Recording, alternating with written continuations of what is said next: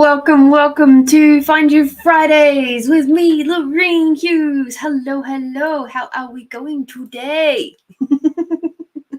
Well, I'm feeling full of beans because let's face it, and I always do. Well, especially when I've had a pedicure. We've had some self-pampering time today and some time to just really enjoy some really great company with the lady who does my feet and my toes. And I'm now sporting a set of rose gold toenails now. So I thought in celebration of that, we would just quite nicely have as much rose goldish as I could kind of muster out of my backgrounds today. Hi, Melinda. How are you? How are you today? Oh my goodness. So excited about today. Today is the last. This is so cool. So today is the last Friday of July. My gosh, how can we even? But along with that, it is the 52nd episode of season 2. So I am just absolutely thrilled. That's so it's not necessarily 52 weeks in a row because, as we know, I've taken some weeks off, but it is the 52nd episode. So we've done another year's worth of episodes. So it's really cool to think like, wow, there's another 52 in the can. So that's 104 that I've done now of Find You Fridays since its conception. So that's pretty bloody cool, I think. And I'm really looking forward to seeing what the next 52 episodes brings. So yeah, I'm happy to say that I will probably be having a little rest next week. Well, it won't be a rest as such because next week I'll be having a bit of production time. Yes, you have been there for most of them, Melinda. So I'll be going and doing some production and we'll be opening up for season 3 the week after. So, wow, amazing. Like most people do not last more than 11 episodes on a podcast. So the fact that we have now done 2 years, 52 weeks times 2, so 104 episodes of Find You Fridays now is just like, wow. Hi, Nicole. Hi, Edwina. So lovely to have you all with us. So I'm just really, really buzzing about the fact of how awesome you all are because I couldn't have done this show without you all. I really couldn't. And for that reason and so many, many more, I am absolutely just so honored that you choose to come and tune in with me and sit and spend an hour or two of your evenings and we just have some time together. And I find that such an honor to have you all floating around and sharing and popping into the chat and interacting with each other and stuff like that. So just while it's on my mind before we get really hardcore into all of our readings today, I just wish to express my gratitude to you for you guys' contributions and time, space, energy, love to me, to the show, to each other. It's just so beautiful. So yes, I have a little something that those of you who follow me on Facebook will have seen just quickly because I only just picked it up and popped it in my chat. But I'll do our weekly reading first, maybe not.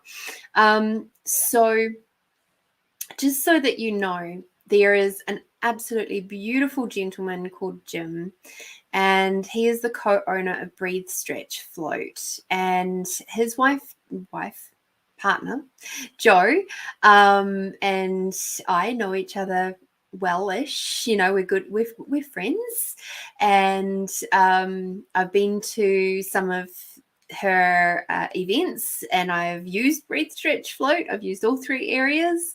I've used the salt cave, the Himalayan salt cave. I've used the float tanks, and their business is absolutely amazing, and it's in the city.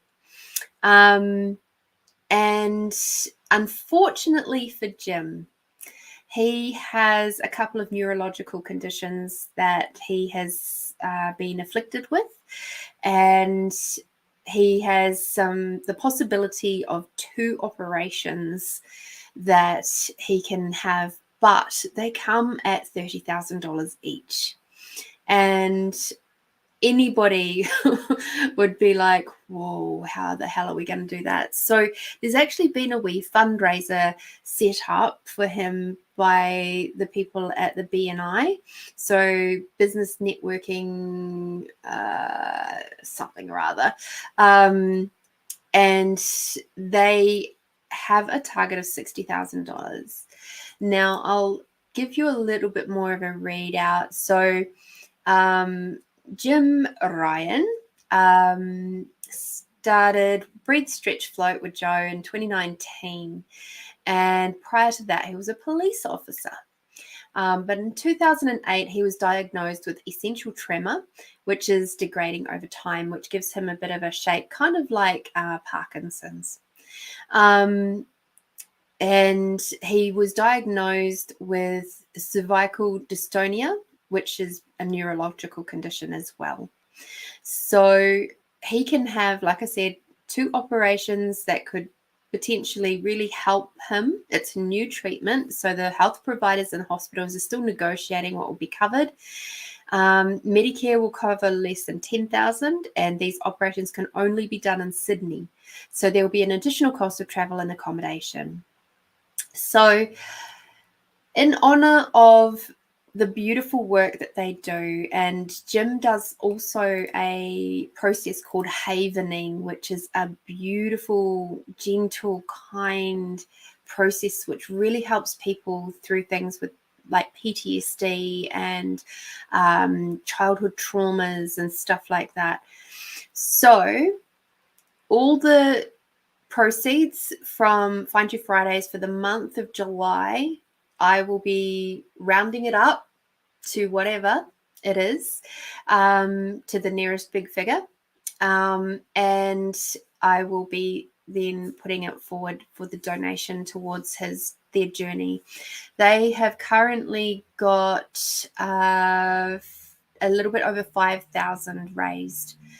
And Jim is just the sweetest, kindest, like most joyful person that you could ever meet, and is the perfect owner for something like a Breathe Stretch Float, which is all about health and wellness and stuff like that. So yeah, it's just my way of giving forward your beautiful, kind donations. This show wouldn't be what it is without you all. And it is just, I just feel really like it's a really special moment where the gifts you give to me in the show is also, I'm able to gift that forward from time to time to worthy causes such as this. So just in the space of openness, clarity, and honoring of you all and the show and myself and everything that we are, I just wish to share that with you. If you would like to read up more about the cause and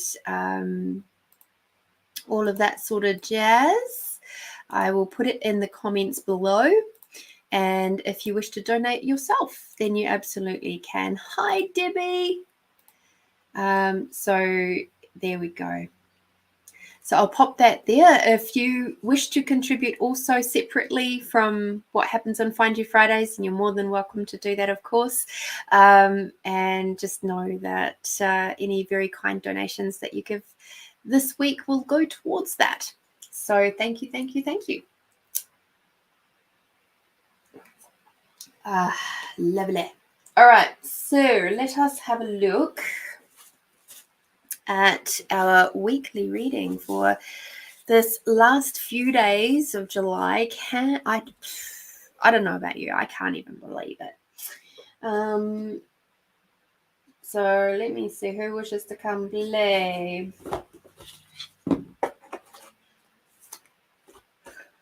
Like, it's too early in the evening to get our butts kicked.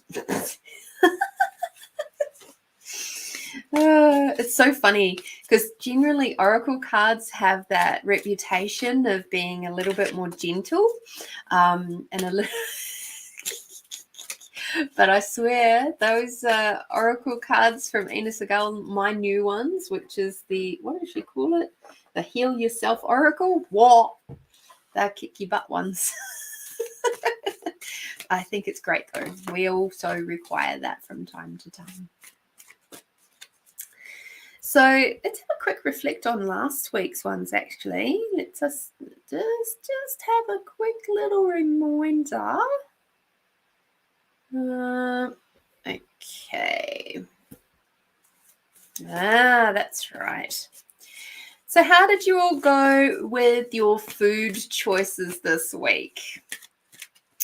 I'm smiling because I had a moment of food choices and it was interesting. And without getting too gross, I loved it at the time, and it was a very fast evacuation the next day. But as you all know, I have been on the carnivore way of eating this year, and for the last 5 days I have had such a huge hankering, or previous 5 days, huge hankering for pasta. And I haven't had pasta since last year. That's how long it's been since I've had pasta, because of course we started the carnivore journey in January, so there was no pasta in January. And so I had some pasta last night, and I tell you what, oh my God, it was fucking amazing as I was eating it. I didn't cook it, which probably made it taste even better. And it was like a carbonara type one, pork and mushrooms and sauce and all the wonderfulness. It was delicious. And also my body went, you know, it was nice for your taste buds, but not for the rest of us. Thank you very much. So that does not surprise me at all. A lot of stuff around intuition and mediumship and clairvoyancy and law of attraction last week. So have you noticed anything coming up with your bodies in the last week? If you reflect on that now and just think, how did I go with my body and my intuition this last week? Was there any particular moments when you go, God, I'm in tune right now? Like, I really knew that was going to happen, and wow, this is amazing. Or maybe you were fighting it a little bit, and so there was stuff like headaches and earaches and eye tiredness and third eye, forehead headaches and stuff like that. Did that pop up for you more so this week? Because either of them is possible. So yeah, interesting. And I've had the other card that we got out of our yummy cards was to soften. And I know this week I have done a lot of softening around a lot of different things. And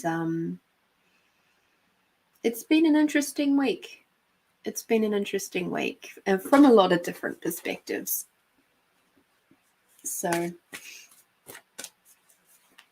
yeah, no, it was because Debbie, the being on carnivore means that my digestion slows down, sort of, in that it's actually using the majority of the food that I eat when it's high protein.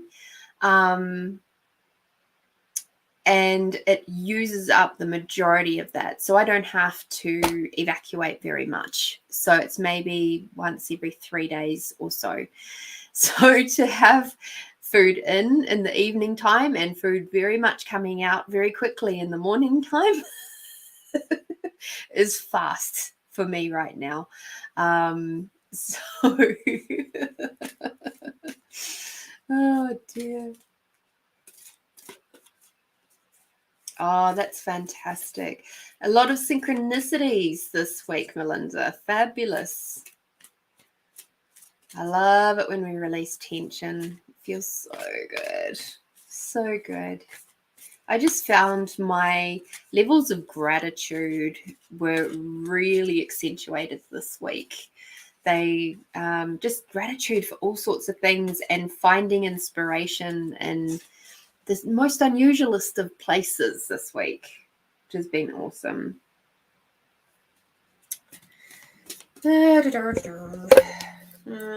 One, two.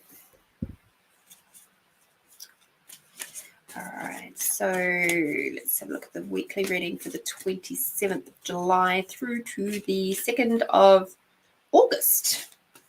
Holy moly. Can you even? Yeah, it's fantastic because you'd think you'd start feeling bloated, but I really don't. As long as I keep my water up, I do just fine. If I drop my water down, things get a little bit harder to pass. But other than that, no, it's really good. I actually really do enjoy it. I have found myself straying a little bit in the last couple of weeks. But, it's just information. And the information is saying that still the carnivore way of eating for 95% of the time is going to be the best way forward for me. And when I was talking with my podiatry lady today, pedicurist, sorry, not podiatrist, my beautician. Ew, I've got a beautician. Can you even? And I was saying, between when I saw her last and today, I'm still 1 kilo lighter than what I was when I saw her last. And I'm just like, that's cool. Like, there's been a little bit of a rise from my lowest, only about 0.5 kilo, but it would have still been, 1.5 kilos lighter since I saw my lady last. A foot beautician, yes. I went and saw a foot beautician today. Oh dear. I laugh because when I think back 10 years ago, or let me see, before I moved here, so that was what? Go back 15 years ago.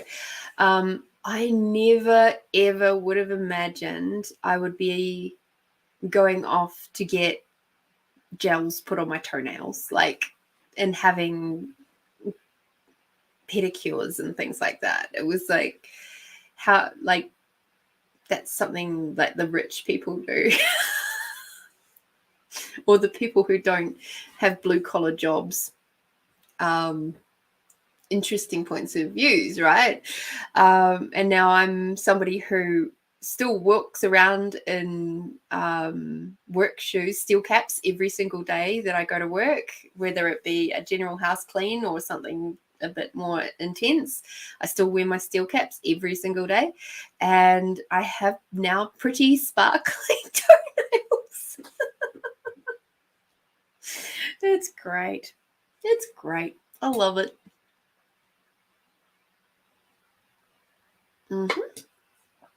All right. It must be tax return time because we have the prosperity card that is coming out. So your material needs are provided as you follow your intuition and manifest your dreams into reality. So this brings up an interesting point. Something I was watching today that I did actually share up on my Facebook was an interview with Jimmy Carr on the Diary of a CEO. And he was talking about gratitude and how we are equally the most lucky and the most unfortunate at the same time.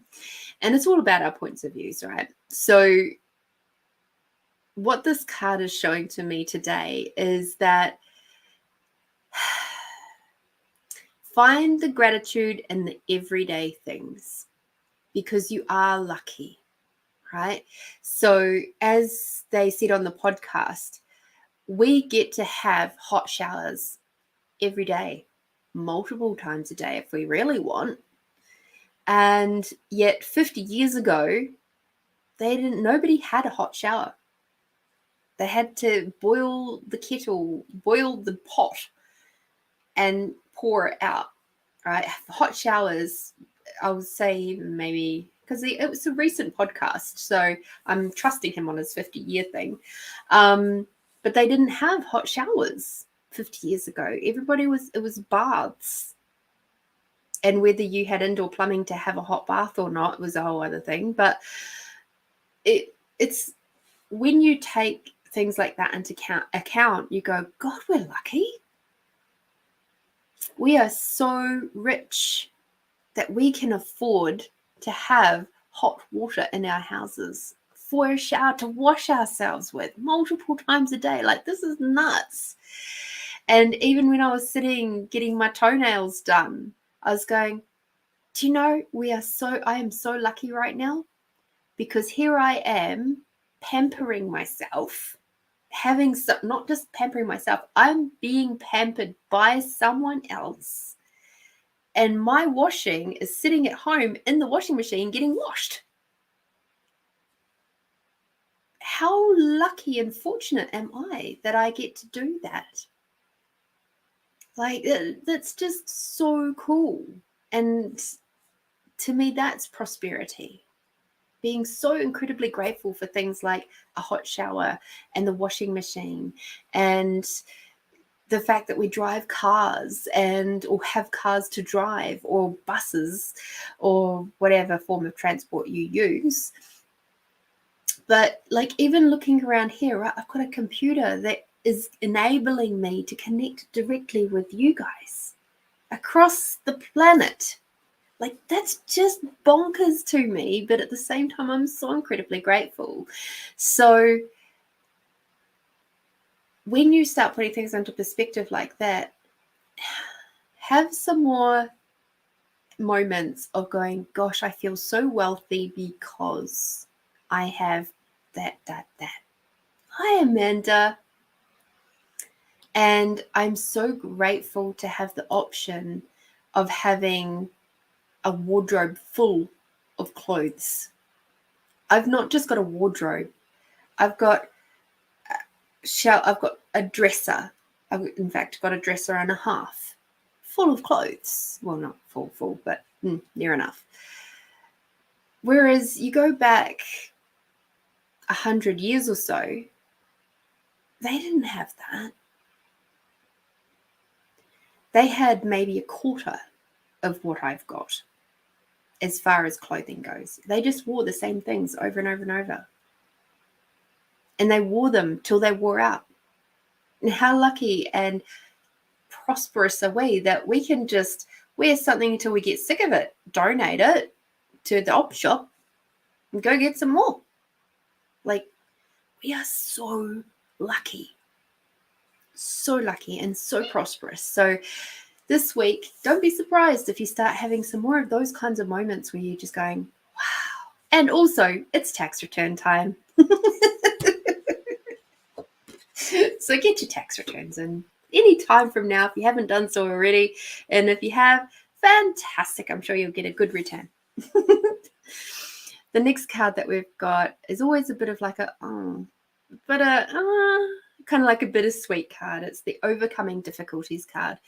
And the worst is now behind you, and you are surmounting any previous challenges. So if you had some stuff going on in the last few weeks, months, just know that things are apparently going to get a little bit easier this week. You're going to have a little bit of a breather, which will be really nice.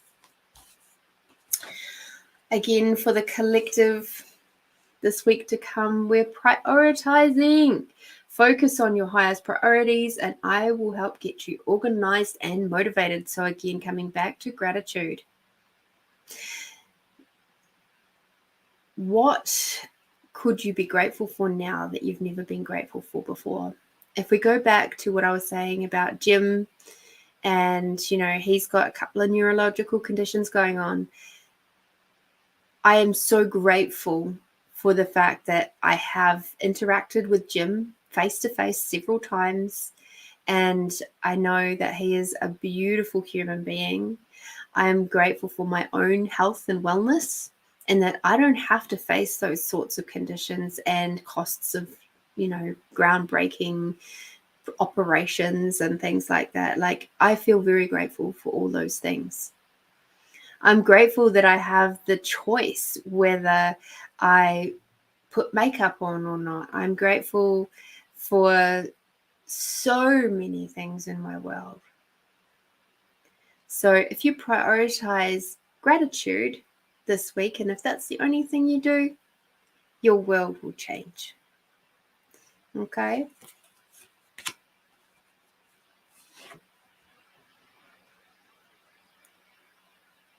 I just emptied my closet out because, oh my God, down deposit on a caravan, selling everything to just expensive on life around Australia. Oh, wow! Amanda! That's exciting. A friend of mine traveled around Australia for 5 years with her and her husband. They just traveled around, and they did do like the water business and stuff while they were traveling.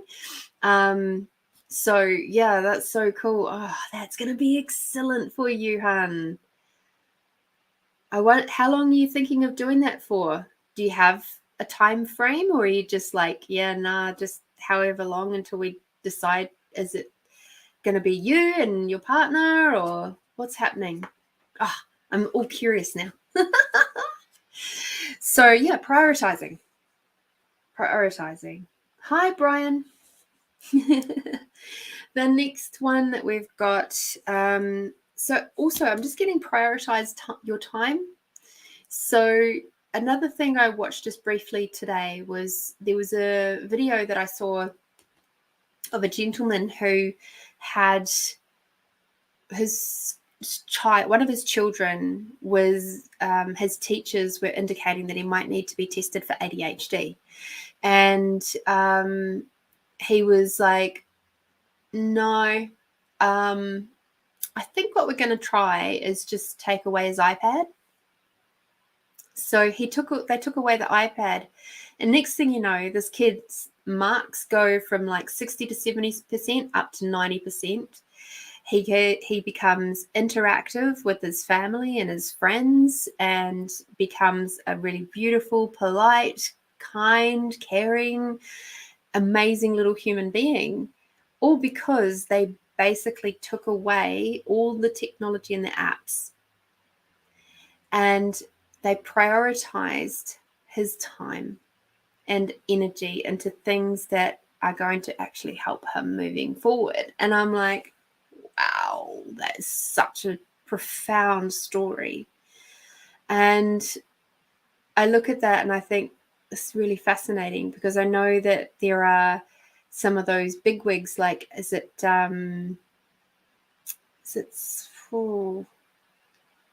Steve Jobs or something like that, someone around that, the Silicon Valley type stuff, and he doesn't let his kids use technology. Like, he doesn't let them use phones and iPads and all that sort of stuff. So as teenagers, it's like, wow, that's so fascinating. Hi, Paul. Wake up this morning with Hawaii songs playing in your head. Excellent. That was weird. What does that mean? Depends on what is going on with the song. So yeah, I'll come back to that. That's interesting. Amanda, whatever happens to me. Excellent, you and your partner. Yay, that's awesome. That's so cool. I'm so happy for you. All right. Next one is chakra clearing.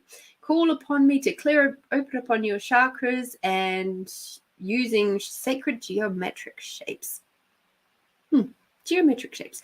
All right. So to me, this one is just like get outside, spend some time in the open air, breathing, do some breath work. You can use your sacred geometric shapes. Be interesting to see what would come through in a meditation for you.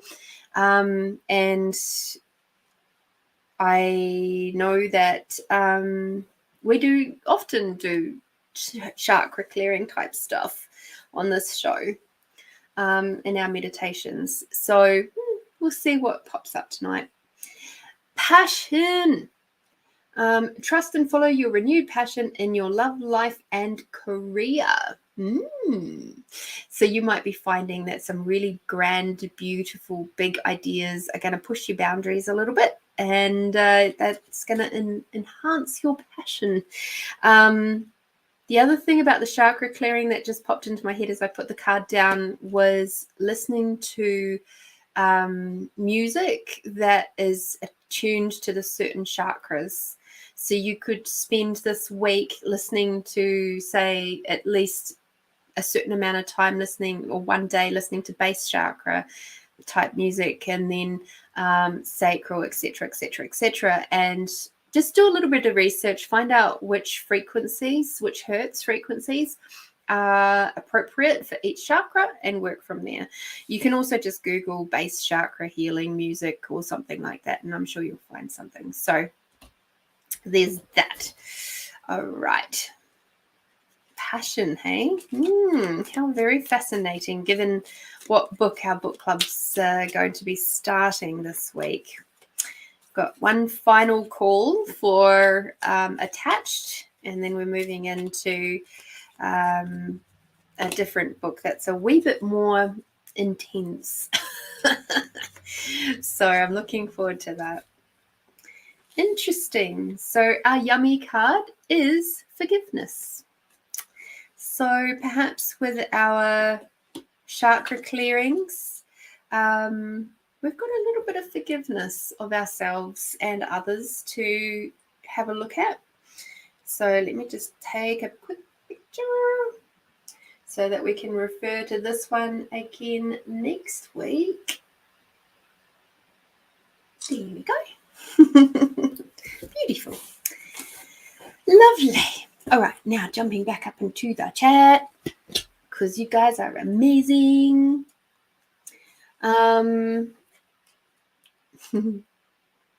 Yeah, I'm grateful that you have that option to go traveling as well, love, and that you have somebody with you who's really willing to give that a go. Like, that's so cool, because camping, traveling around, that sort of thing is one of the most intense things you can do with a partner, and you're going to have fantastic effective communication skills with each other, and it's going to be just so cool.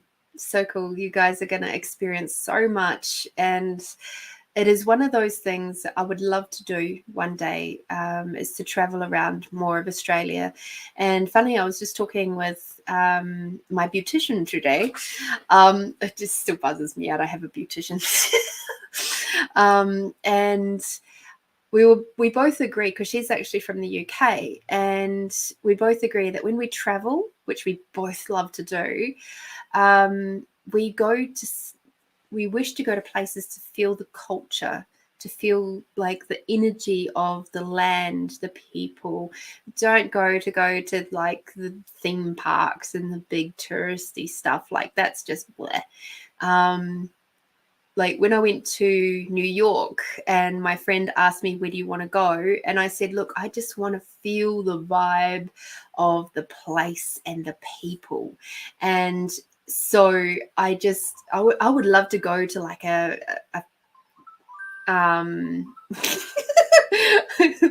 I would love to go to like a cemetery or something like that, because I find cemeteries to be really fascinating, especially the really old ones, and seeing how like the ages that people passed away, how elaborate the headstones were, comparing it to now, where like there's a lot of people whose headstones, particularly here in South Australia, they won't be here in 100 years because they move people on. It sounds really weird. Over here, when you buy a plot, you only buy it for a certain amount of time. And if your family doesn't continue to pay for that plot, for whatever reason, they'll just go and dig you up. And I don't know what they do with the remains, but your plot then becomes free for somebody else to buy. And it's like, I find it really bonkers. But that's the way they're working with having such little space, I guess. Because who wants all the graveyards? I do. But as it turns out, like New York City doesn't actually have graveyards in the city. However, when I went over in 2009, so I was there 2009, into 2009, I was there. And into 2010, because I was there for New Year's. And we ended up going to the Twin Towers. And at that point in time, they were just starting to rebuild. So they'd taken away as much as they wished to do and all of that sort of stuff. And then they came, as we're walking along, I looked up and they'd rescued one of the I-beams from the site, and it was a cross. And it was facing the Hudson River, and because it was on the higher part of the land going down towards the Hudson.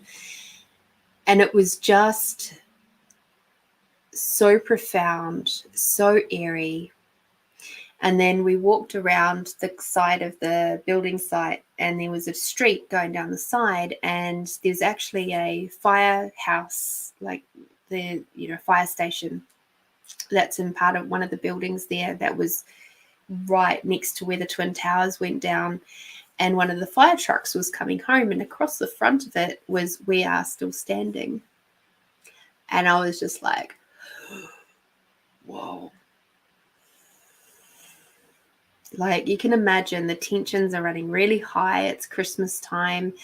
And there was a small group of people besides us. Like, we were just 2 people wandering around, but this was a small group of maybe about 8 people. I don't know if they were on a tour or just a random group. And not a single one of us spoke as the fire truck came in. And I thought, I was just like, okay, I need to, I just looked at my friend. I said, I've got to get away from here. Like, can we move now? And so we walked down towards the Hudson, and right on the corner of the building was a fake Christmas tree, or an artificial Christmas tree. And people had put up all photos, laminated photos of their loved ones who were lost in the 9/11 crashes and with the building collapses. And I was just like, oh my God. And I was so glad I had sunglasses on, because I was like streaming in tears. And this is before, like, I knew that I had an awareness of ghosts and things like that, but I didn't know really to what extent I could feel that sort of stuff. And I didn't know at that time about really my capacities with not just empathy, but all of this woo-woo stuff. I didn't really know I had those capacities back then. So it was like a big huge slap over the head with all of this energy and emotional and it was intense. Like, it was not only from the people who had passed, it was like all their family members and everything. It was just like wading through a big soup of emotions. And so we went down. So we literally visited a graveyard, essentially. And then as we're walking down, there was a monument to the Irish famine. The Irish potato famine, sorry. Let me get that around the right way. Maybe that chamomile tea earlier was not a good choice.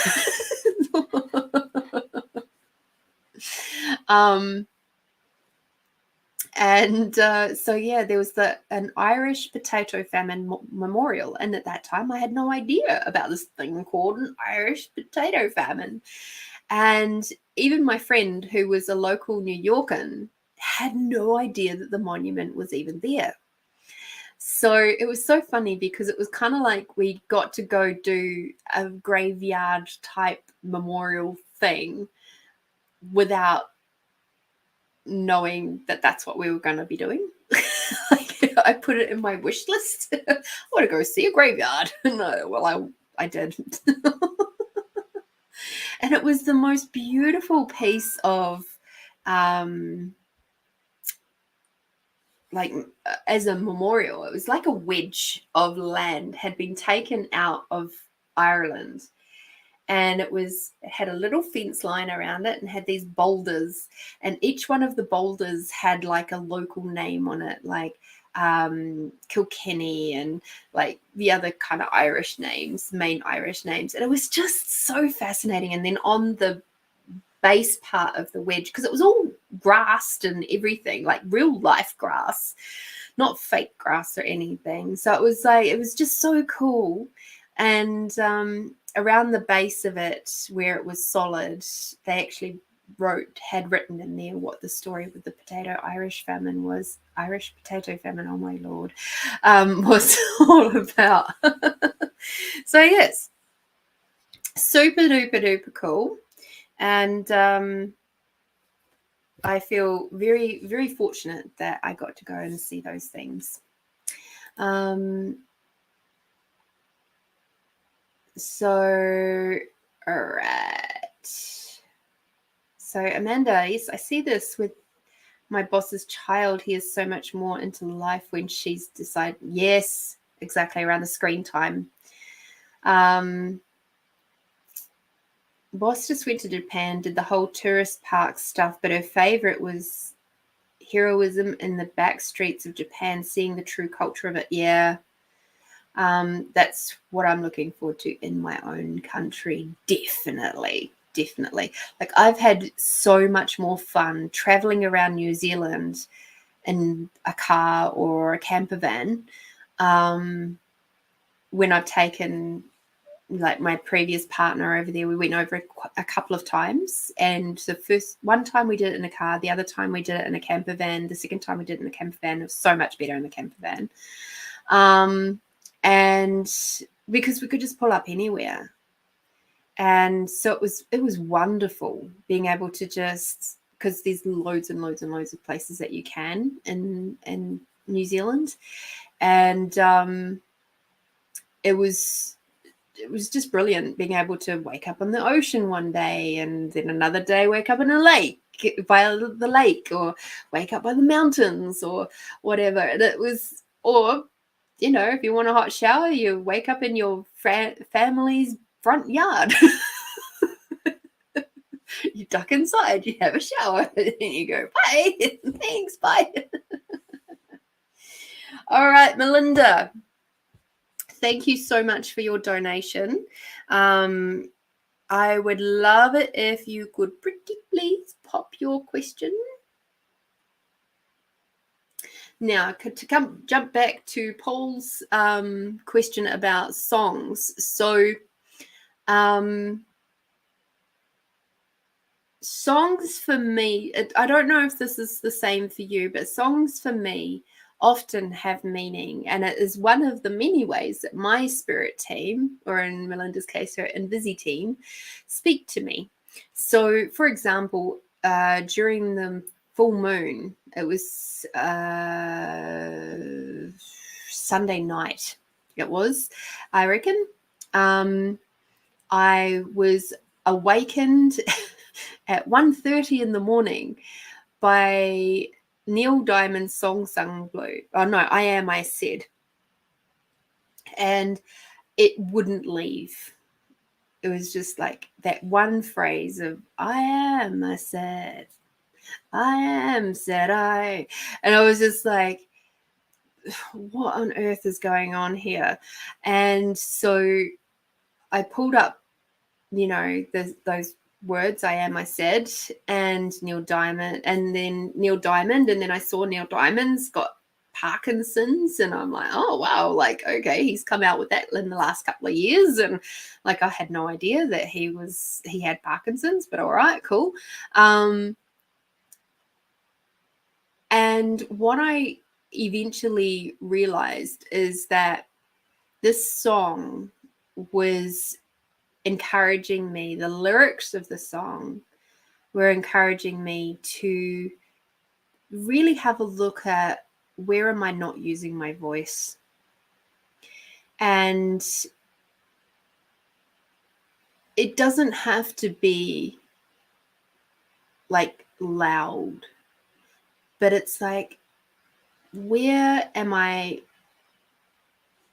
drawing back? Where am I not allowing my needs, my desires, my requirements to be, where am I not allowing them to be seen and heard? Where am I not allowing my sparkle to be seen and heard? Where am I not allowing my cheekiness to be seen and heard? And it's so funny because this week, now that I reflect on it, my main manager that I speak with a lot, he saw a very different side of Lorene this week to what he usually does. Normally I'm very prim and proper-ish at work, and like when I have to deal with my managers and the other office staff and stuff like that. But there was a moment there where the description of the job hadn't been updated to have my name on the description, and there was 2 other people's names on this job, and the job got cancelled once we got there. And so he dispatched out other jobs for the other 2 guys and nothing for me. And I'm ringing him up and I'm like, so did you forget about me? And he's like, no.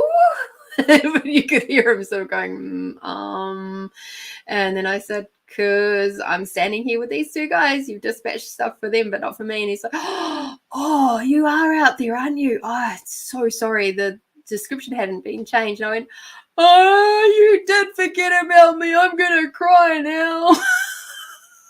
And he's like, oh, no, don't do that. I just cracked up laughing. So it's like, if somebody's going to cry, they're not going to tell you that they're going to cry. So, yes, he got to see a bit of a different side to me this week. And I've just found myself being a lot more in my quirky sense of humor this week with all sorts of people, and allowing more of that bubbly side of me to come out. So it's a really long-winded way, Paul, of saying, what is it in particular with those songs? Maybe it's a lyric in there that's going around your head that means something to you, that is your team's way of communicating something to you.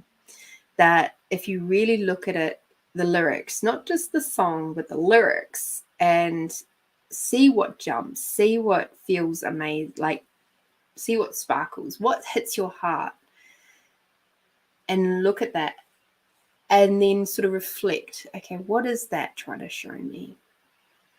Where am I either not doing enough of that, or what is maybe it's an acknowledgement song of like, you're doing amazing and keep going.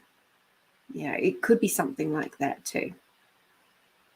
So yes. Interesting.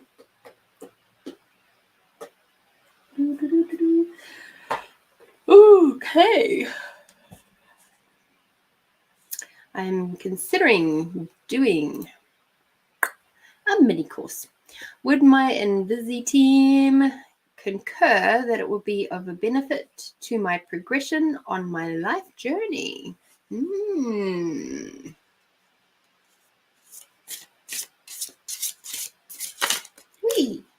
Okay. Quite often end up with songs in my head, actually.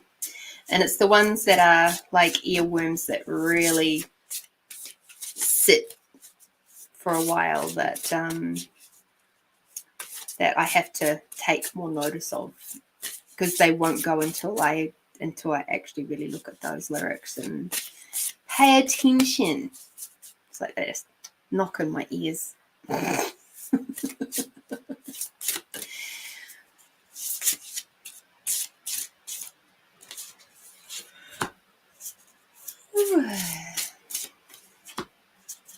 Amanda, back to your stuff of where you're planning on traveling to.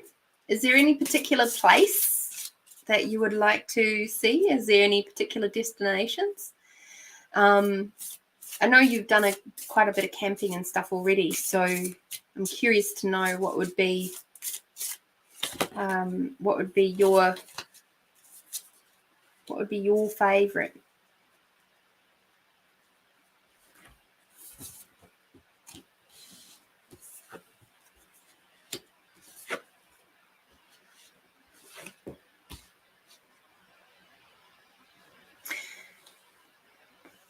Wow.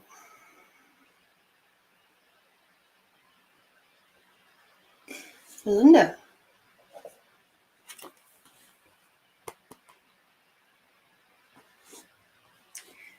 Before I do that one, I'm actually going to... Oh, yeah. There you go. Oops.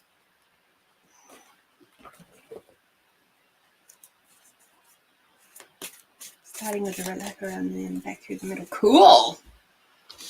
Okay, let me just move these ones up and up away for a moment.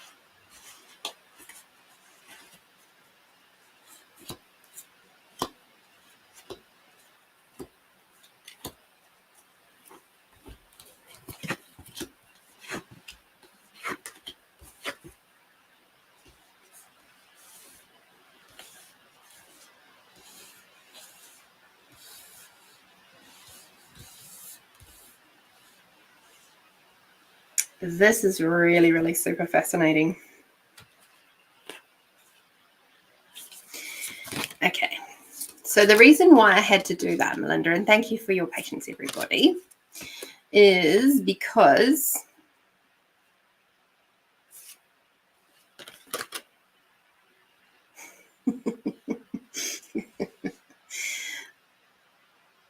okay.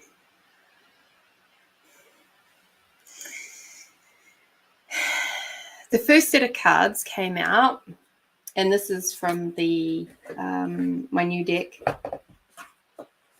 the new one, the Heal Yourself Oracle. And we know these are the ass kicky ones. And so I'm just going to run through them just quickly because I'm like, this is interesting.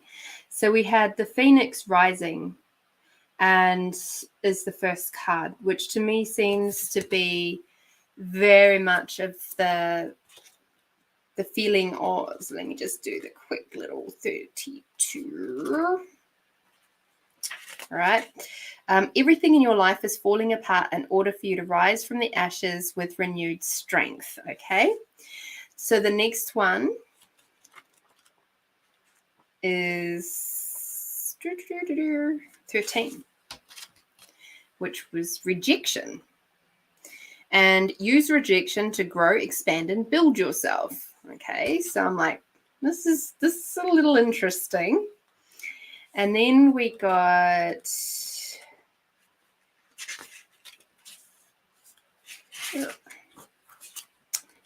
alchemy, which is the path you are on is about to go through a very powerful transformation. Nothing is how it seems. So then we come back to these two, right? So you got your Phoenix and your rejection cards, but nothing is as it seems. All right. And then the next card that we got for you was the inner child. Your inner child is urging you to lighten up a little, get out of your comfort zone and have fun. Right? This is so funny. The next card that we got is victim consciousness, which is number 12. And you'll understand why I'm laughing in a moment. So stop blaming others and take responsibility for what you're creating is the main message there. Now, the reason why I had to pause and just do a little bit of a is because I had to do some traditional tarot and just do the 5-card yes, no type thing, but also to read what happens. So if you recall, the first card was Phoenix Rising. And this is, everything's falling apart, but it's coming together to rebirth, that sort of thing. The first card that we got was the 5 of Pentacles upside down. This one. Okay. Now I'm laughing because this is generally one of those ones where it's like, oh my God, everything's falling apart. Everything is terrible. But look here, there's the golden light here. It's coming all together. It's okay. If you just look up and, you'll be all right.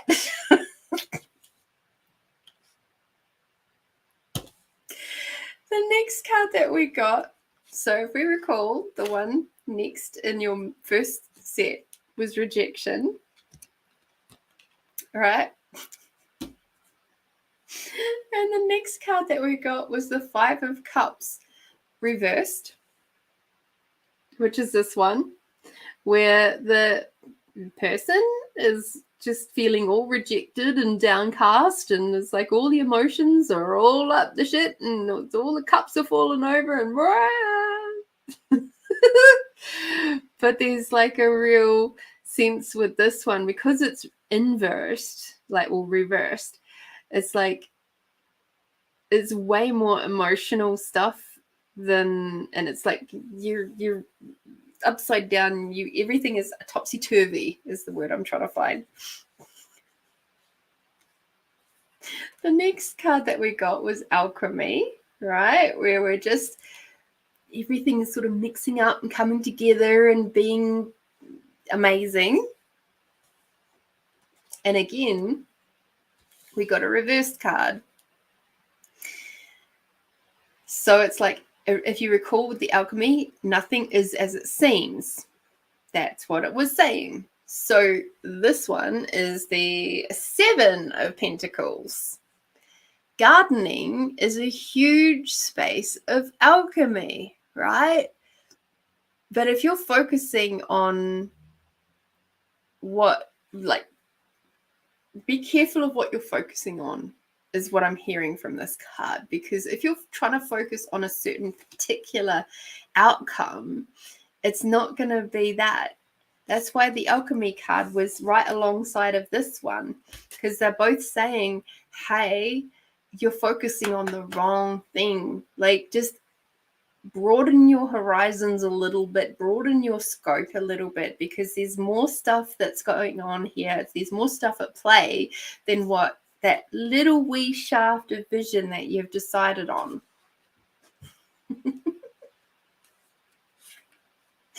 The next one was inner child, if you recall. And do you want to know what tarot card came out the right way up? Was the Sun.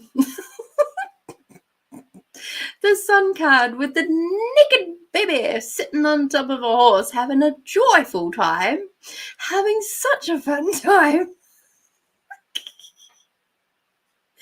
So I just love the fact that these cards, two completely different decks, are both giving you the same message, because the next card that came out was actually reversed. But when I asked it, I was like, is it supposed to be up the other way? Because I do that with tarot.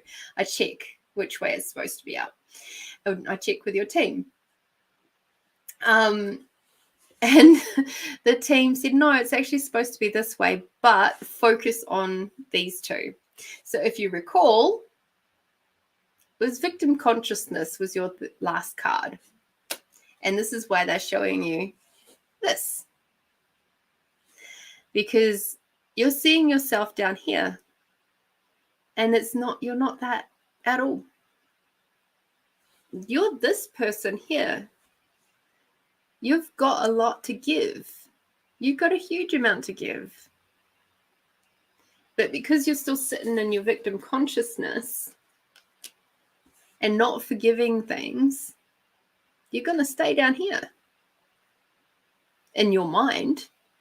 In reality, though, no, you're up here. You're amazing. You're incredible. So, will it give you the outcome that you think it will right in this 10 seconds? I get a slight no. It's not a big fat no. It's more of a But if you were to change your thoughts about what it's going to give you, it's going to contribute in a different way to what you think it will. Okay? Oh, your team. And they're saying for you to be open-hearted. Okay? So just because your team cracks me up, I'm just going to grab one of the pendulums and see what it says.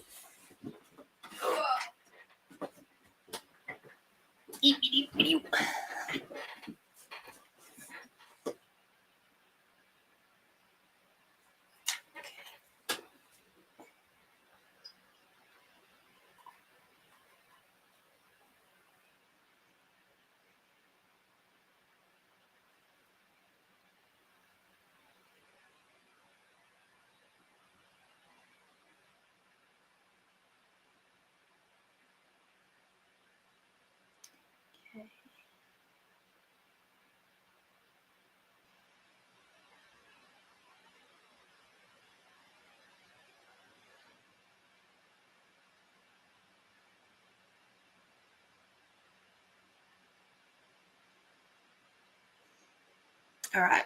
So the pendulum is saying it will contribute to your progression. Just not as hugely as what you might think it will.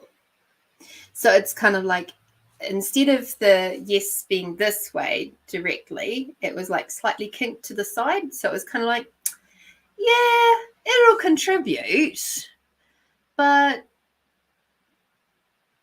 just be aware that it's not as going to be as great a contribution as maybe something else you could choose. Does that help? I hope it does. So, yeah, that just cracks me up though. Like, I love working with your team. I love this work full stop, but I couldn't have planned that if I tried. Could not. That is just, and oh my gosh, these cards are just so delicious. Like, whoa.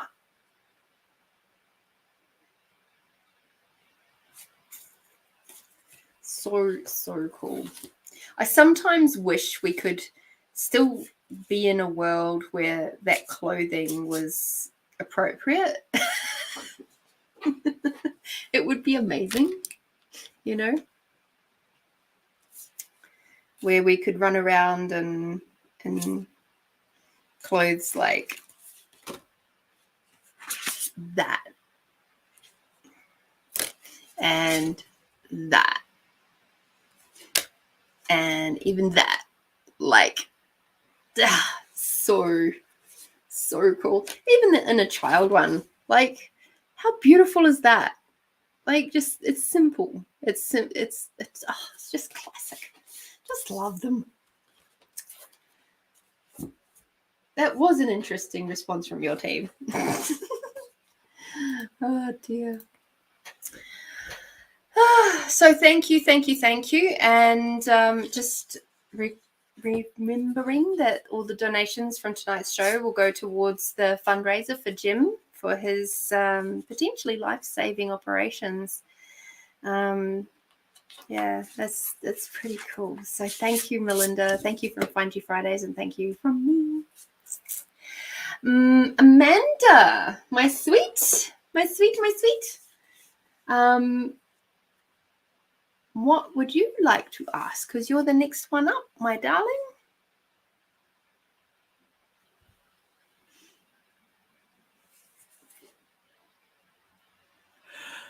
Oh, excuse me.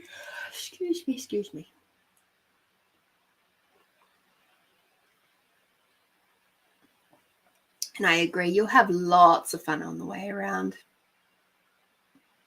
And there's lots to find as well. What are the things I need to focus on to make my next 6 months for things to progress? Okay, cool.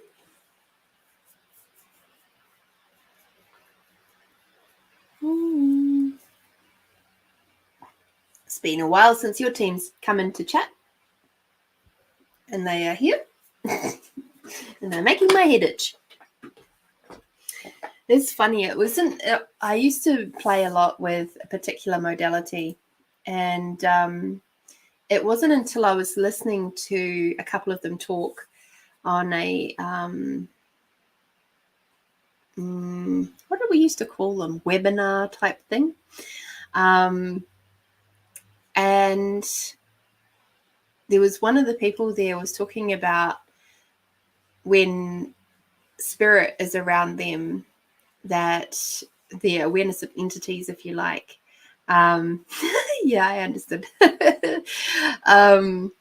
That their head itches. And I went, oh my God, I have that too. Wow. And that was back in the days when I was just kind of really starting to embrace the fact that I could actually speak and be in communion with the energetic world of the spirit.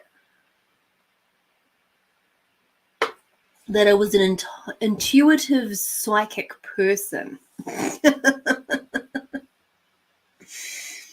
is fascinating. What does an itchy bit there mean? So it's like on the side of my palm. Maybe it's not in the palm, it's on the side of my hand. I'm itchy there. I don't think I've been bitten. Maybe I have.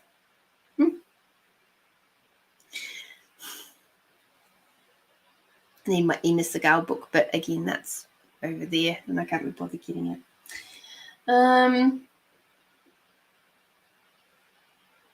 Right, let's see who wishes to come and play with Amanda. All right, Amanda. Okay. So when are you actually planning on going camping? I mean, going on your trip around forever, around Australia? How long is it going to be till you actually go?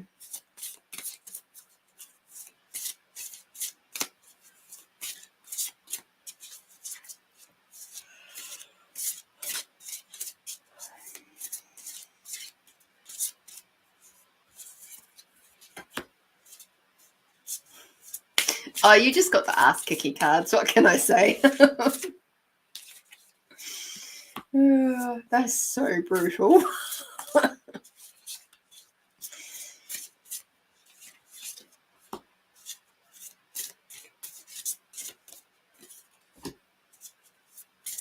November. Ooh, that's not far. That's not far at all. That's exciting because we're already almost in August. Like in a week's time, we'll be in August. Like that's August, September, October. That's like 3 or 4 months.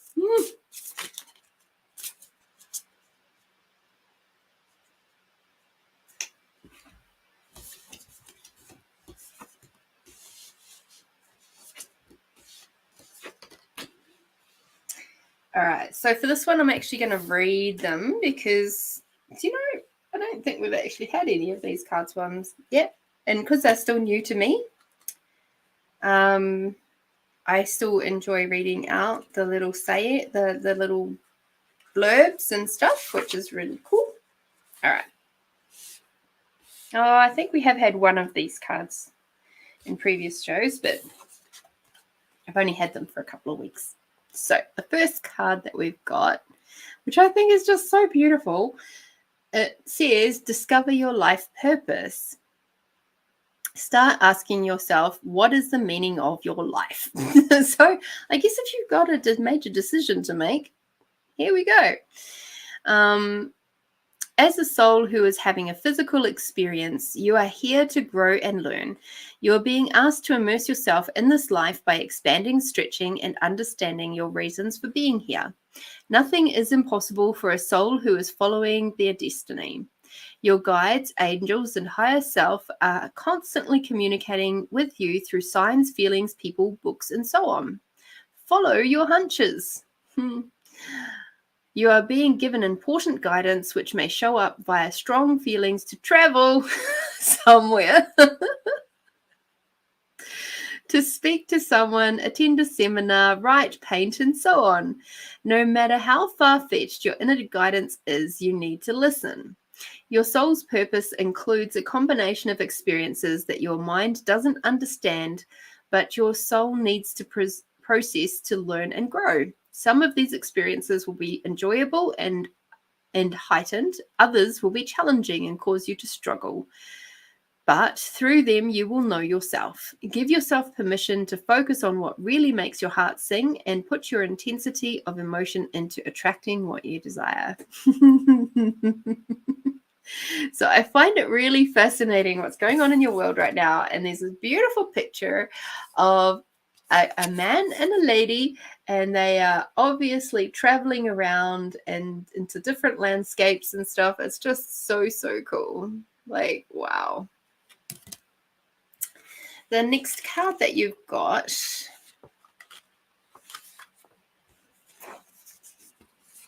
yes, exactly. So for the next 6 months, you also have to be aware of pride. Okay. You may be acting out of arrogance and vanity. Humility is the key. So in other words, don't be a backseat driver. When you are prideful, you can become harsh and not conscious of your weaknesses. This can temporarily make you feel more powerful and superior to others, whilst at the same time cause you to be judgmental, unteachable, and hardened. Have you been fighting, quarreling, and disagreeing with others? Are you always trying to prove a point and defend your position? Do you think that you are always right? By holding on to shadow pride, you are stopping yourself from progressing mentally, emotionally, and spiritually. Stop overestimating your importance and learn to be humble. When you are too proud, you cannot hear other people's advice and cannot receive their assistance. Empowerment means that you can be soft, caring, aware, and gentle. Recognize that you need other people's support to achieve true success. All right. So, like I said, don't be a backseat driver.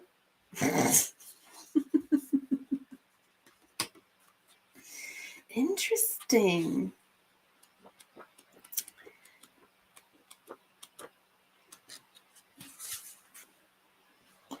So this next card has 2 people in it again. And it is the Say What You Mean card. So my guess is this is about effective communication. All right. So take some time to clarify what you need to communicate and to whom. Hi, Tony. Honest communication begins with you.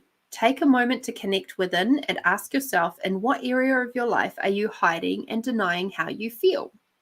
Does your relationship with your partner need revamping? Are there things that are not working?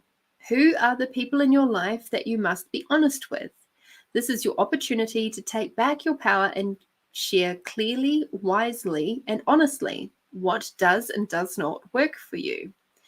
When you feel vulnerable, you can be easily swayed to say what you feel the other person wants to hear in order to keep the peace. The message of this card is that you need to say what you really mean, whether someone else likes it or not. All right. So this is a really good, this card I think is going to become very much more prevalent the closer and closer you get to driving day. The day where you guys are like, okay, this is the last bits.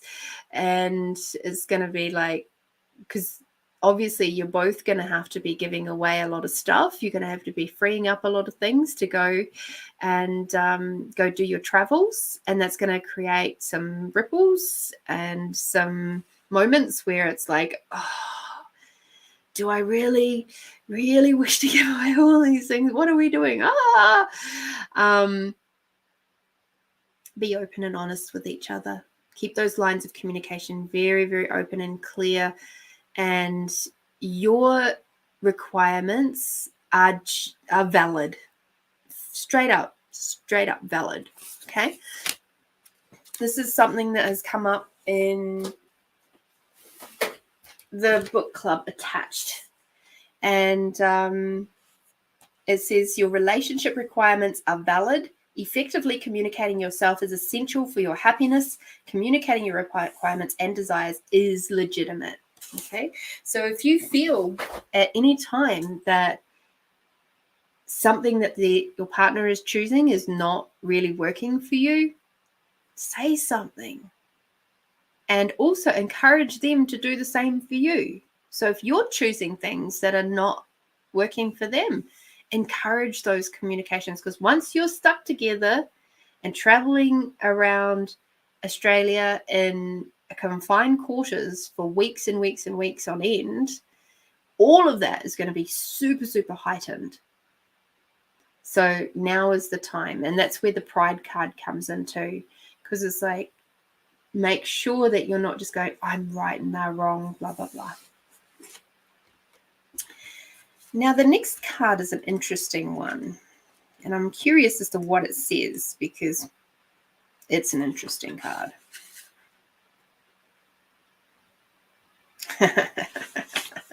Okay, that makes sense.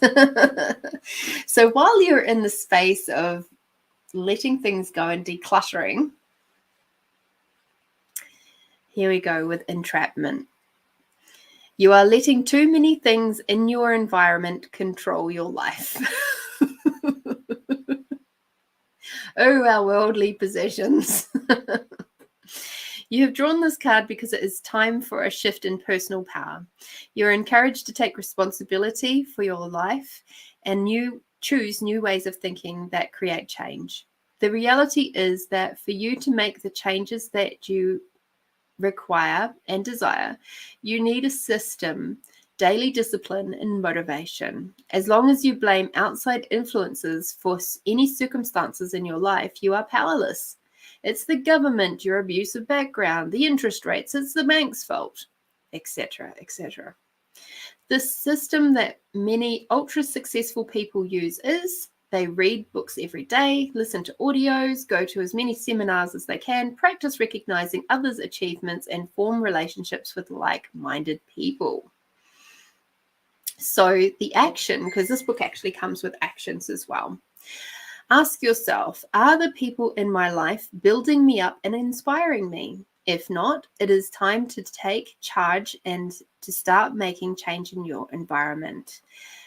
Your first step could be cutting out all the negative media from your daily life. Another important action could involve changing your diet, cutting out sugar, food with MSG and GMO, and replacing them with fresh organic vegetables. Take a moment and say the following statement to yourself or out loud. I am in control of my life. Nothing can affect me unless I choose to let it. My thoughts create my reality. Keep repeating this statement until you feel stronger, and eventually you'll believe it. It'll help you to make new choices. Remember, your words and self-talk are very powerful in altering your physiology. Okay. Your environment. And you'll like this next one, I think, because I can see that this is a big, big, big part of what you're choosing. Hi, Sonia. All right, 21, which is healing. So, she's gorgeous. Illness and pain in your body is a message for you to slow down, look within, and make important changes. If you're experiencing stress, feel overwhelmed, are suffering ailments in your body, or feel exhausted and depressed, it means that your body is trying to communicate with you. Your body wants you to start treating it in a more loving manner and listening to the messages it is sending you. You require to become more conscious of the areas in your life that you are avoiding or suppressing. Healing takes time. It is a process. Your first step towards healing is to create a safe, loving, supportive environment where you can listen to your inner wisdom. So, yes. As I look across these cards, though, what I see, apart from what's in here, which is very valuable information, and while I get you your yummy card, is the next 6 months are going to be some huge transformations for you, and you're going to see yourself coming out of the 6 months in a very different place to what you are now. And whether you were to go traveling or not, I get the sense that this would have happened anyway. But this traveling thing that you guys have chosen, this amazing adventure that you guys are choosing, is going to really propel you forward in such an amazing, delicious, incredible way. And you'll be able to look back on all of the tough moments of the to come 6 months. There won't be too many of them, I don't think. I don't get a sense there's going to be a lot. There's just going to be some that'll crop up from time to time, and you'll go, oh. The funny thing is, the card that came out for the next 6 months is community. So it's like, don't forget about your friends. Don't forget about the people who love and adore you and wish to enjoy still being in your life, even if it is at a distance. Okay. So how fun, how exciting. Yeah. You're going to have so much healing. And as we know, healing comes in all sorts of shapes and forms. I wish it could be smooth all the time, but often it's not. And but it's the relief after that is just like, like, yay, now I can really slip into my gratitude and feel it from a different perspective. So keep your gratitude up no matter what is going on, and good luck, and thank you so much for your donation. Yay! So grateful for you.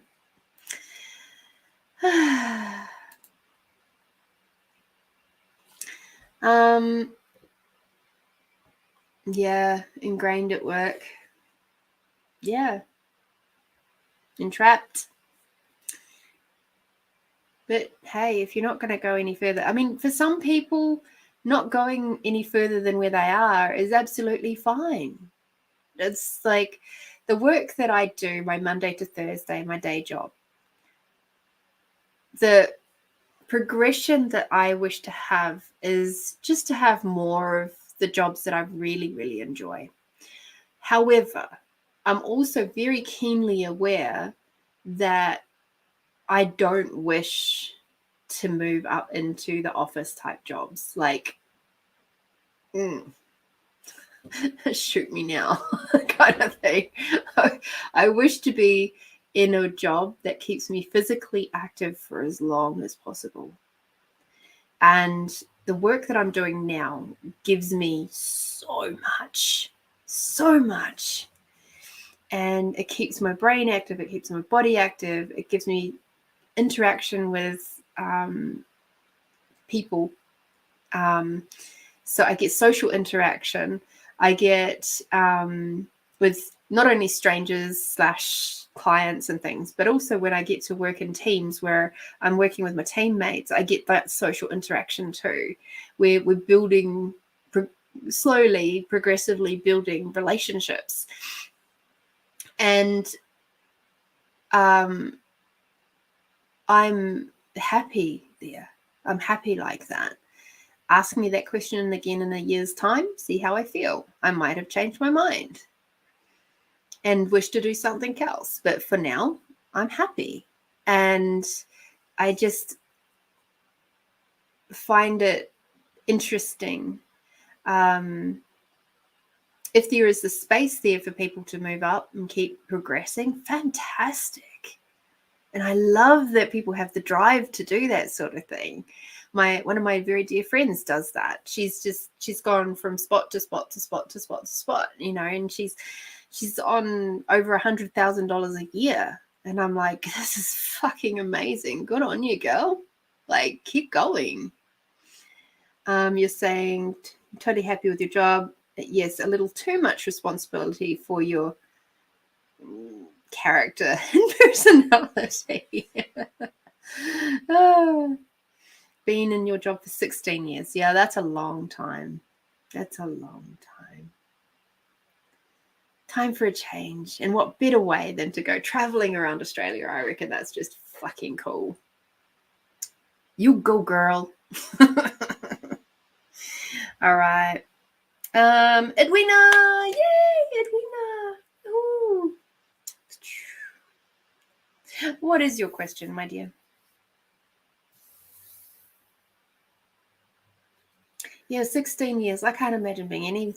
I've never been any. Nope. I've never ever been anywhere in my life for 16 years straight. Because the longest was living in Kākahi / Taumiranui for those of you who are in New Zealand, for 12 and a half years. Yeah. That's actually, it wasn't even 12 and a half. We'll say 12 years.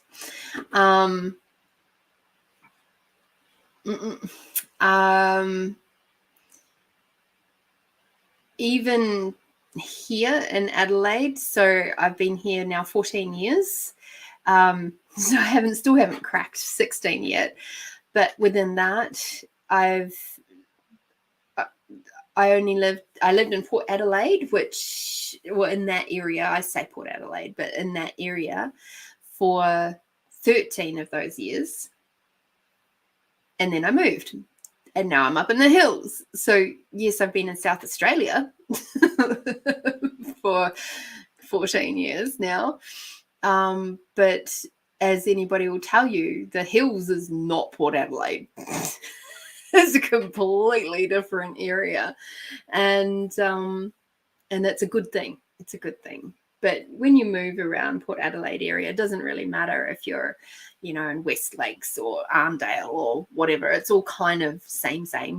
But yeah, you move up to the hills, that's a completely different environment. It's totally different ecological system up here. It's totally different people up here. You've got way more of the farming, rural type people up here, whereas obviously down in Port Adelaide there's more of the city type. Yeah.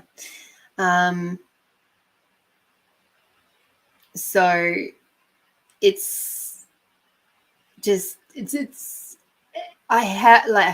honestly, I have not lived anywhere, and like, that's my family home is the one that I lived in for the longest.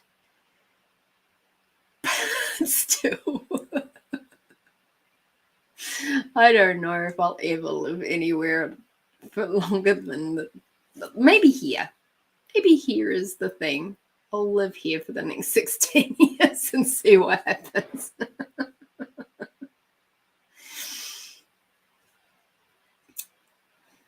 Yay, photos. I love photos. Tony's been in the city for 16 years, Auckland and Hamilton, but not a job. No, I haven't been in any jobs for longer than 3. Oh, I tell a lie. 6.5 years was the longest.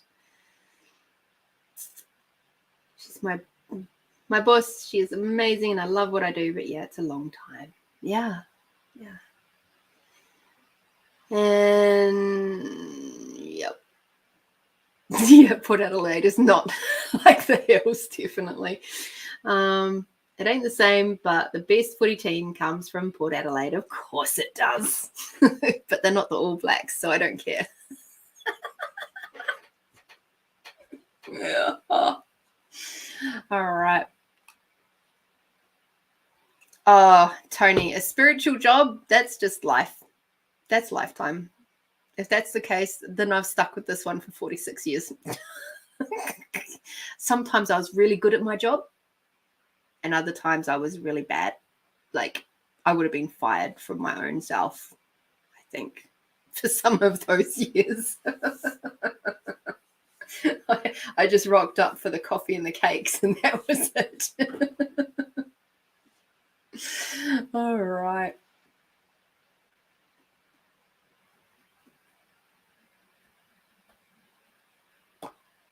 Cool.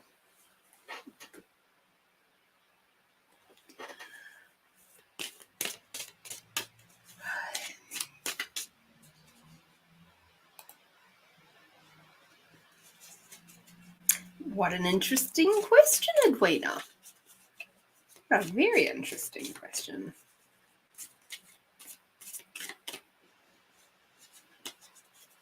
That brings up an interesting question, though, Tony, of if you looked at your life, including your spirituality stuff,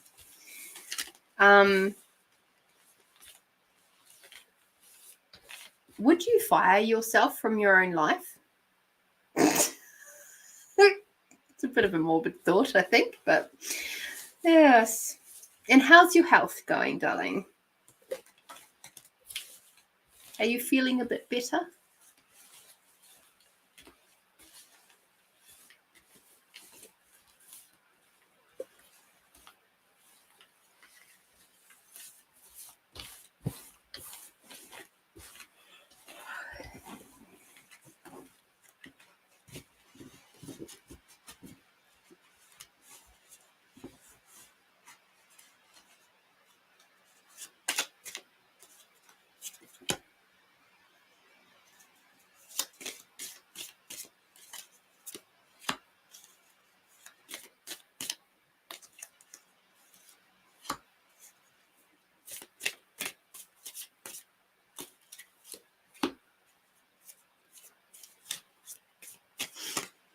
Ooh, we've got all sorts of jumpy cards happening right now.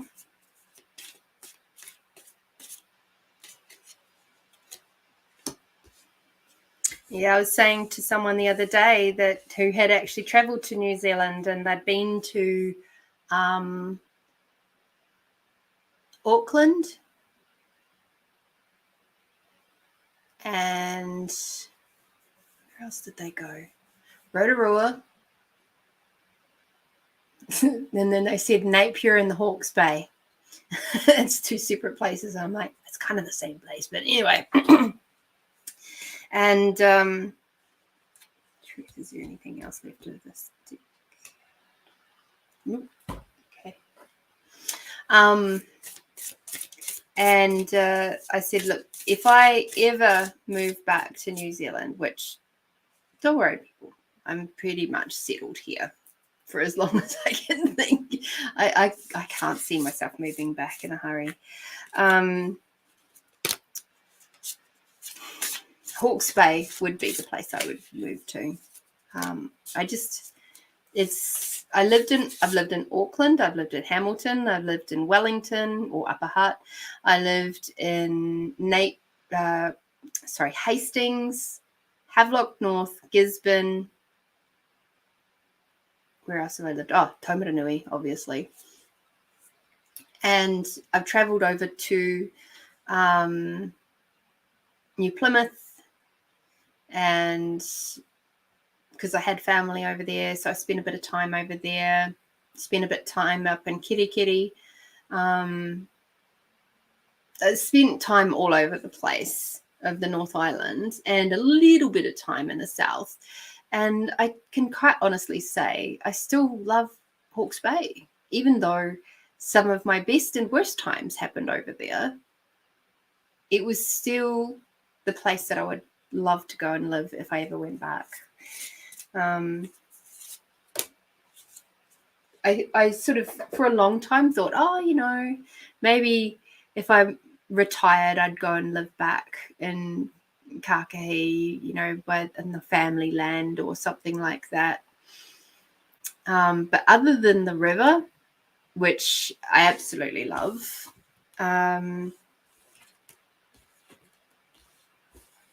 there's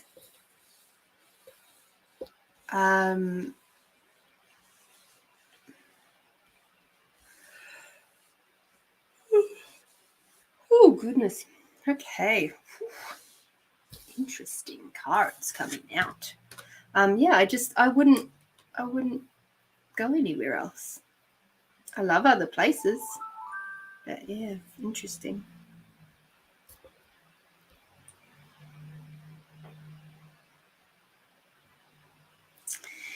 All right. So, Edwina, what would your spirit team like you to know about your job? So in your job, you've got some very interesting, we've got 4 major arcana cards that have come out of a tarot. I just saw that. Thank you, Tony. And I will do yours next. So Edwina, in your job, and for this reading, we've got 4 major arcana cards that have come out. And out of the 4, 3 of them are reversed, which is very interesting to me. So as I'm looking at this initially, I'm seeing, if we were to do like a yes no type reading, it would be saying like this is a kind of like a no.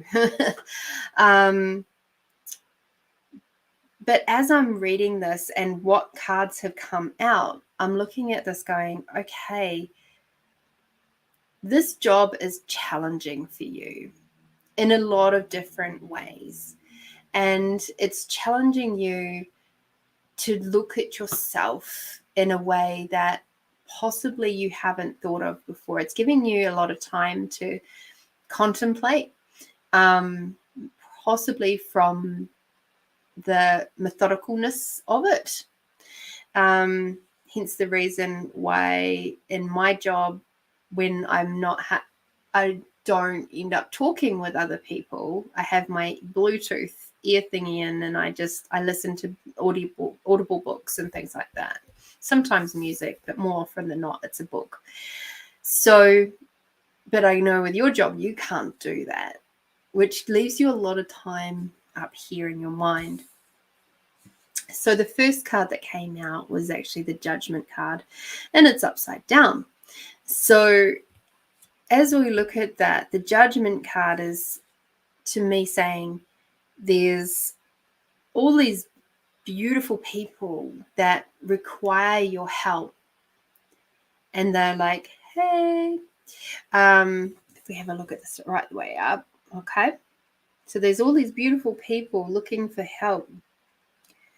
And they are also standing in their own little boxes.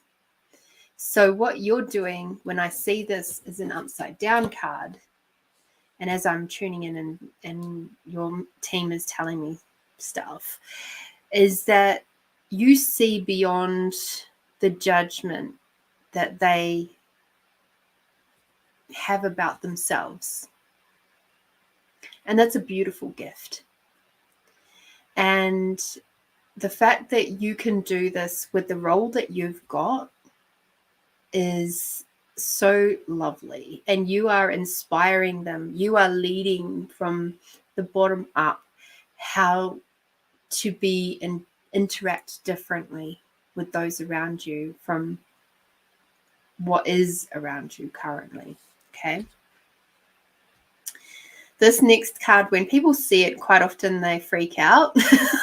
So just a little bit of a heads up.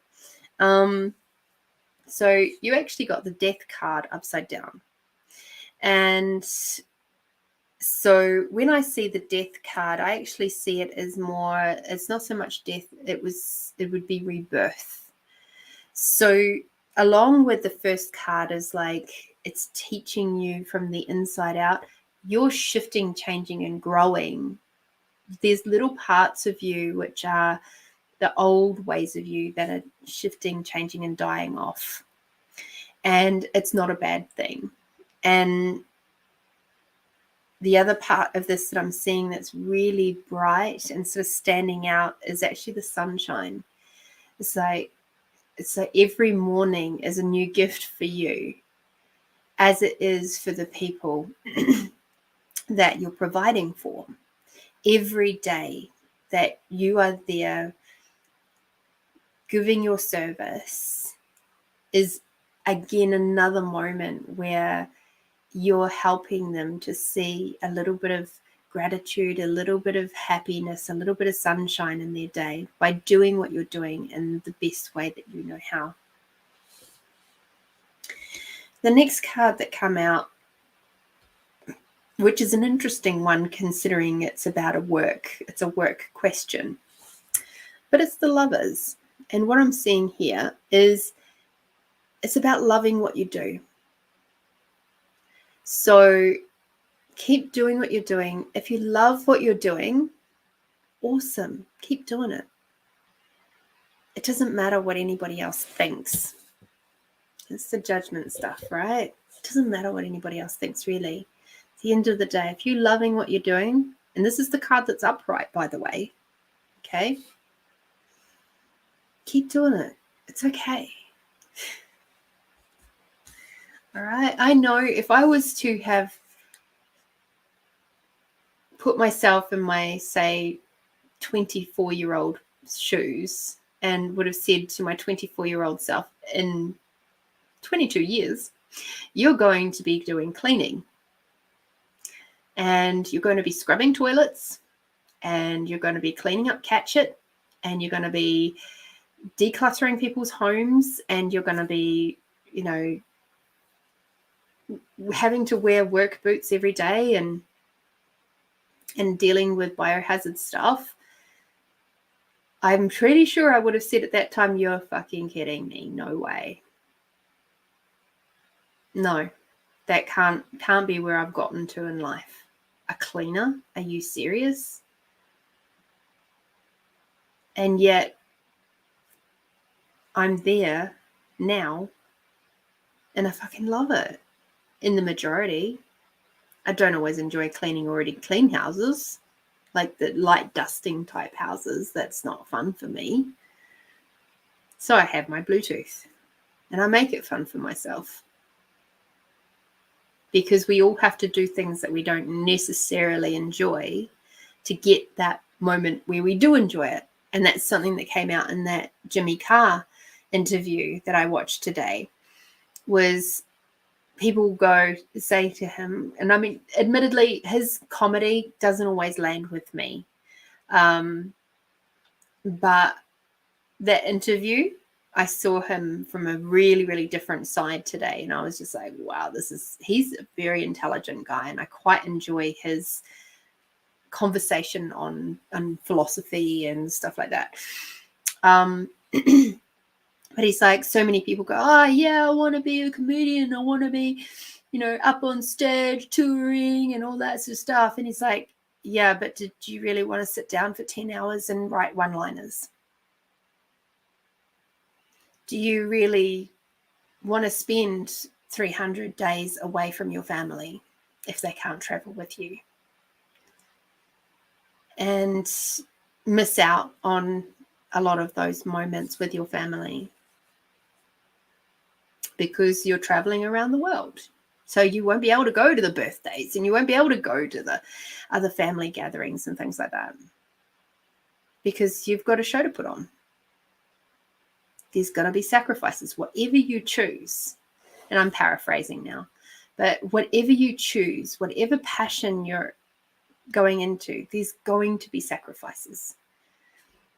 So like quite often I'll end up with one of my friends and she'll say, oh, what are you doing on Thursday? And I'm like, working. Oh, because I was going to say, did you want to come around for a coffee and stuff? And I'm like, I'm working.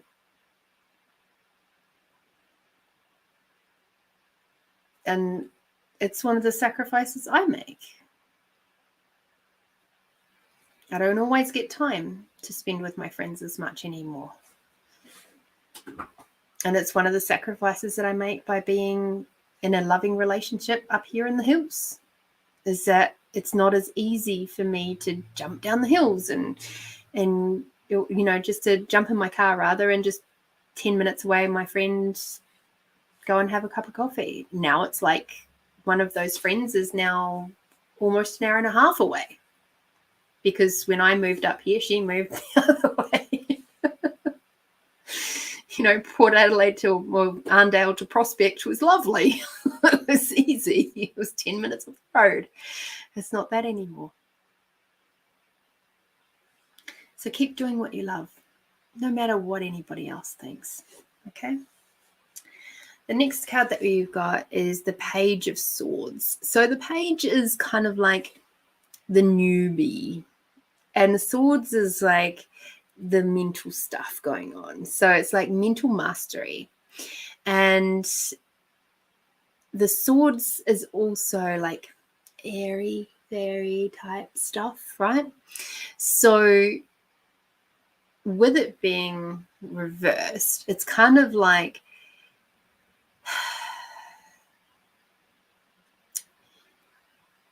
there's a moment there where it feels like you're probably trying to control a lot of your mind chatter. And out of all of that mind chatter, I think you'll find that there's some little gems sitting in there.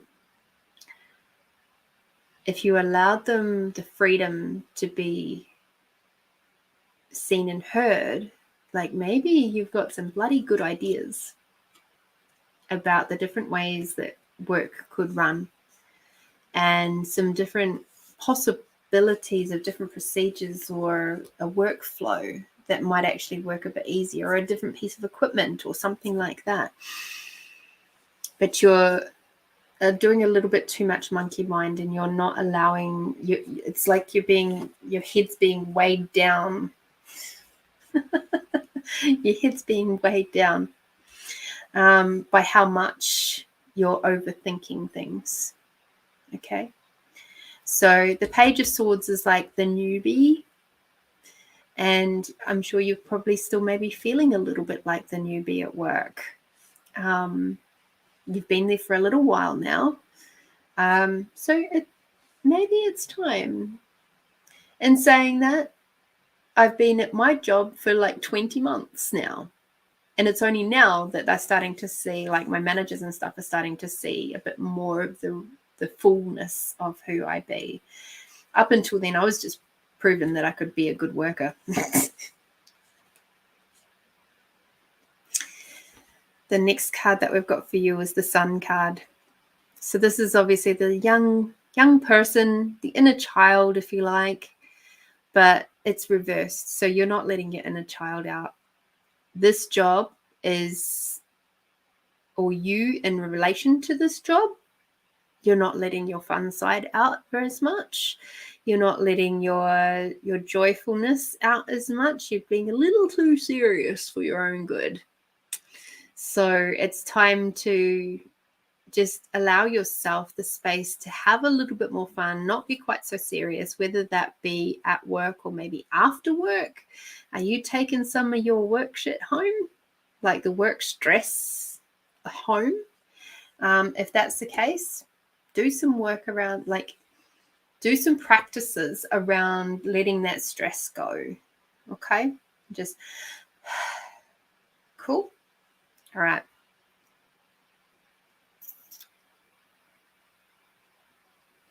Sweet. Sweet, sweet, sweet. All right. So basically, your work's doing a lot of good. And it's really up to you how you approach it, as it is with all life. But it is time for you to just be a little bit more gentle on yourself and have a little bit of an acknowledgement of the gift that you be to the people around you, your workmates, but also the clientele. And yeah. The yummy card that you got is respect. So that one for me was saying respect the magic that you be, because you are amazing and magical. And yes, you have an awful lot on your plate between being a mum and a wife and, you know, having the job and the kids and all the things going on, but also respect you and honor you for the magic that you provide to everybody every day. Because you give so much of yourself before you even think about taking care of you. And that now makes sense as to why these other cards came out, because there was 3 more cards that came out and I wasn't sure how they fitted in. And now that this has just happened, I now understand why. So the first card that came out was the beauty card. The second card that came out was the healing card, but reversed. And the third card that came out was procrastination.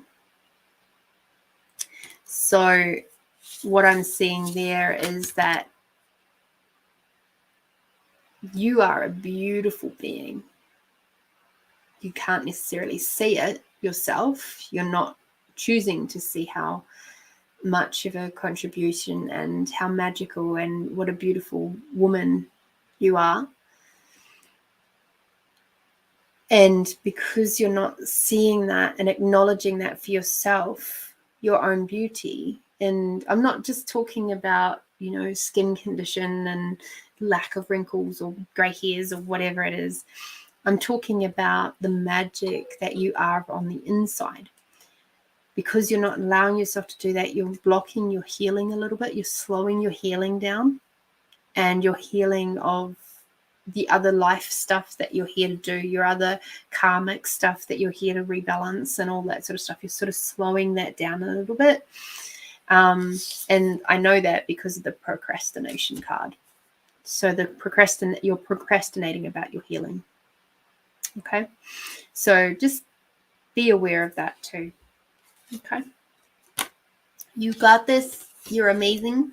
And it's all about the balance between all the things.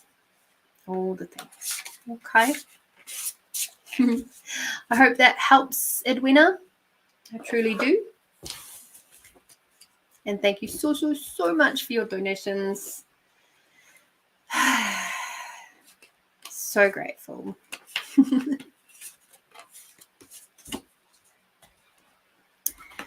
Alrighty. So, Miss Tony, and just as a reconfirmation and for total clarity, and to remind you all that the donations from tonight's show will go towards the fundraiser for Jim Ryan, who has a couple of different neurological conditions going on and who needs some specialist surgeries that can only be done in Sydney. So we are going, Find Your Fridays, you and me are going to be contributing towards that fundraiser. They need roughly at least $30,000 to $60,000. $30,000 gets them the first operation, $60,000 gets them the second. So just incredible how I'm not even going to go there. But I hope and pray that they reach their targets and that Jim can get this life-saving or life extending, I should say, operations, and so that he can continue to spread his magic throughout everybody in the world and Adelaide and stuff for a lot longer, because his gifts are definitely required here.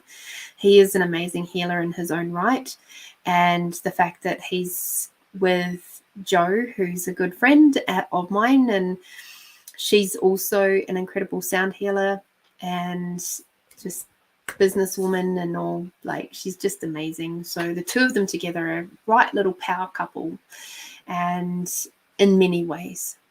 So I will try to keep an eye on that one so that we can. So yes, thank you, Tony. All right. So, Miss Tony, what question do you have? And Paul, I did answer your question about the song stuff. You'll have to go back and find it because I didn't take notice at the time. I think your song stuff was after the community readings, I think.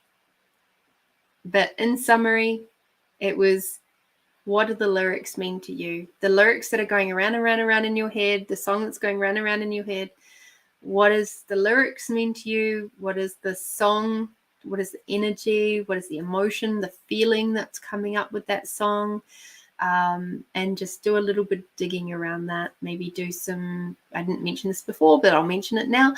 Maybe do some intuitive writing, which is where you just maybe have the song playing, have a blank piece of paper in front of you and something that you find nice to write with or draw with, and just see what happens as you draw with that particular implement. Okay. So that's just popped into my mind just now. So obviously you were meant to hear that. Okay.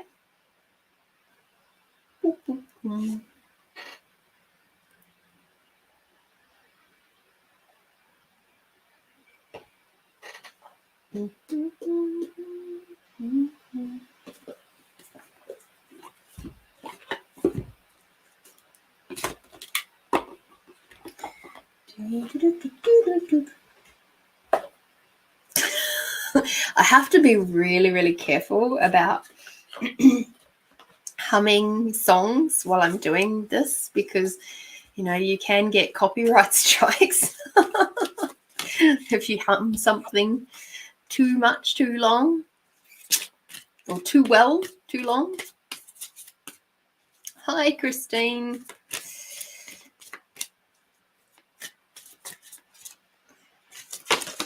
Oh, jeepers.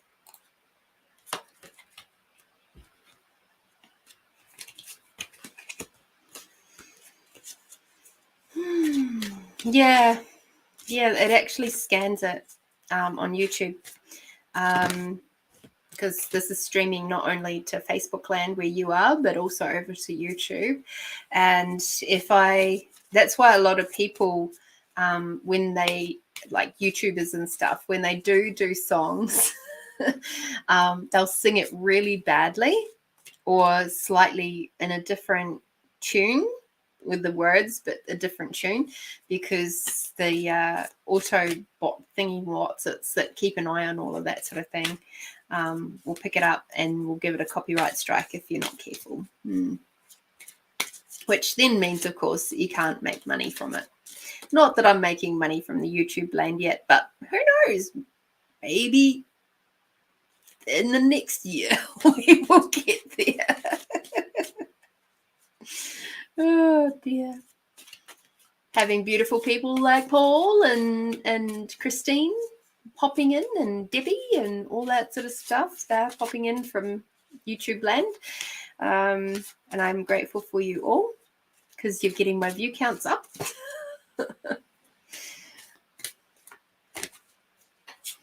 But it's funny, even the, what do you call it? over in Facebook, there's been some really interesting changes over there, because I was able to stream into my Facebook group, just automatically stream over there. And then Facebook decided, oh no, we want to have our own streaming service. But of course, that streaming service doesn't work with anything else. It's just with Facebook. So it's not really okay. Like, it doesn't really work for me. And I imagine if it doesn't work for me, it doesn't work for a lot of other people. And so, excuse me, lots of energy moving there. And so we end up with not really being able to stream over that way. And then they were like, well, now you have to have at least 100 followers to be able to stream over into your groups. And it's like, what the fuck? Like,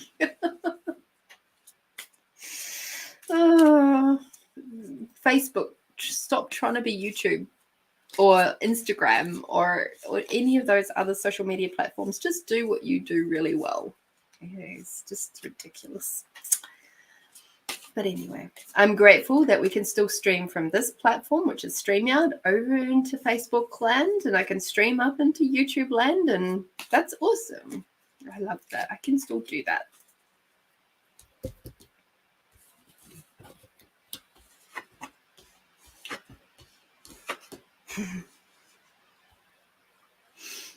Yeah, they do. They make changes all the bloody time, and it's so hard to keep up with them all.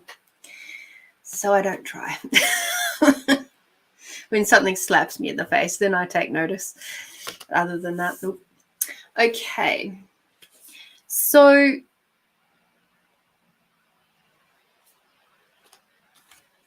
your heart chakra is coming up, and it says the answer that you seek is in your heart right now. Be open to receiving and giving love. So where is it in your heart? Where is it in your life that is not receiving enough love right now? Is it your beautiful body not receiving enough love? Is it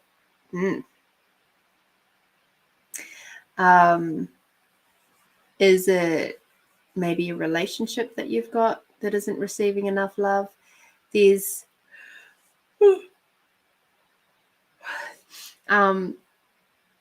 sorry, so much energy moving with this one. It's like, whew. There's that relationship, not only external, but also the relationship with you and your body. So it's like, it's just like, so heavy in your heart. And it's like, as I'm tuning in with that, there's a lot of stuff around your, obviously your lungs and breathing and all of that sort of stuff. It's like, it's heavy. It's heavy stuff. So perhaps doing a little bit more heart chakra work will really help with that. And what I'm also seeing in the next card is also to do with this card, which is working with Archangel Michael. So I imagine that you have worked with Archangel Michael before, but he's also just around you at the moment, just helping you out with your body health. And it says you're working very closely with this powerful archangel who's protecting and guiding you through the situation.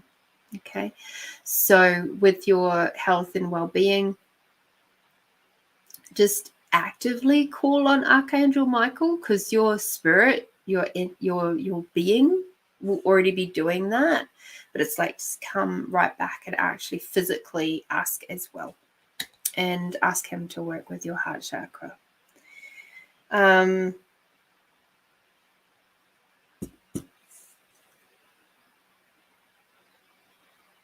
Sorry.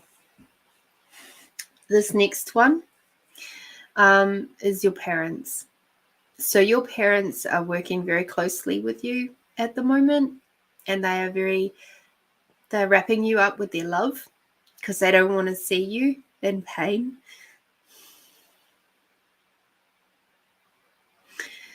So just keep reaching out to them and keep bringing their love through to heal your body and help you heal your body in those moments where you feel weak and you don't know what you can do next. Call on them, okay? Because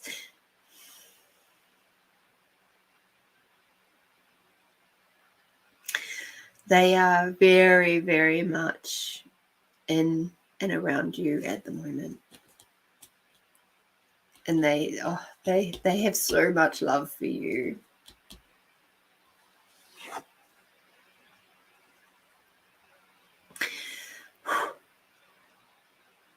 You know, when that mediumship really starts kicking in.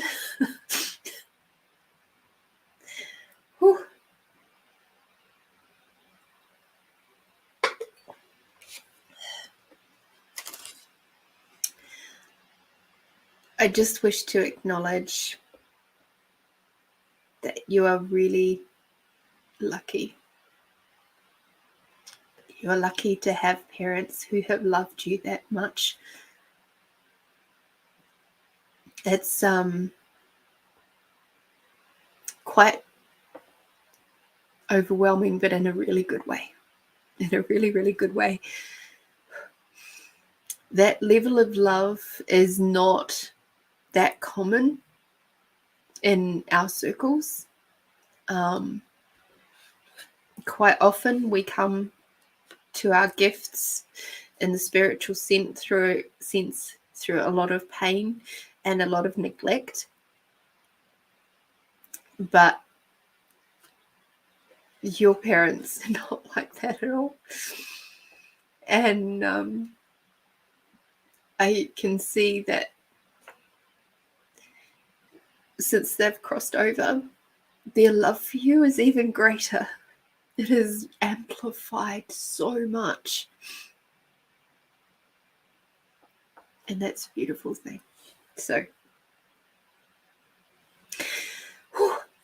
thank you to them for sharing that. The next card that your team is asking you to work with is to vacuum away your fear. So again, it's Archangel Michael, but also Raphael, to lift fear-based energy from you, your surroundings, and the situation and everyone involved. Okay. So do what you require to let that stuff out of your heart, because I'm getting it's coming back to the heart stuff again. Whatever happens is going to happen. And again, seriously, I keep going back to this interview with Jimmy Carr. He said at one point,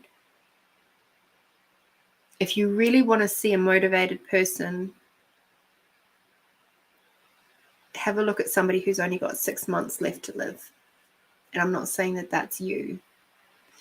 But what I am saying is the next part of what he said is those people who only have 6 months left to live are the ones that don't have time for anybody's bullshit anymore.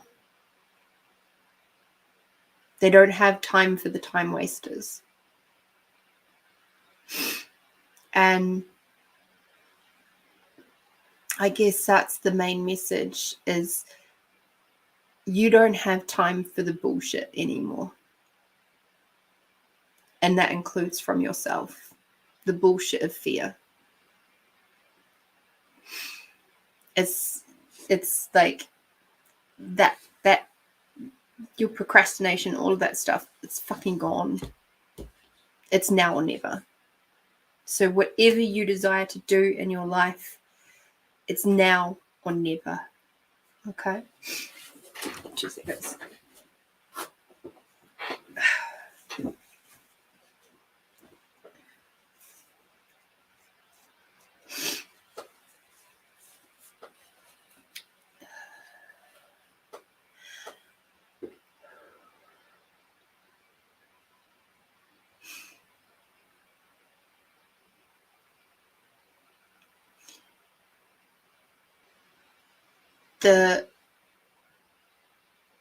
Thank you for that information about your mum.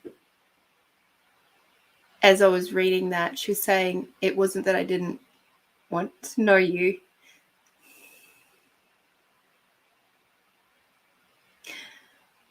I was ashamed and embarrassed, and I didn't want you to see that.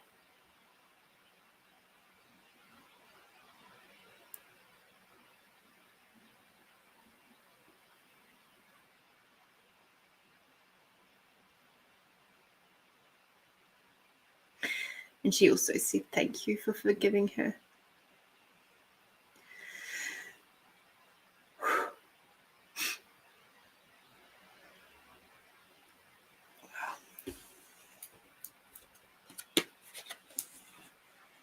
Your next card is Law of Attraction card. Relationships and activities that you once enjoyed are now changing as you become more sensitive and aware of energies. So again, it's coming back to there's no more time for bullshit.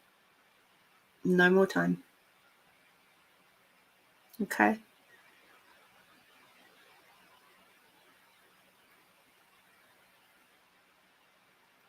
You are powerful.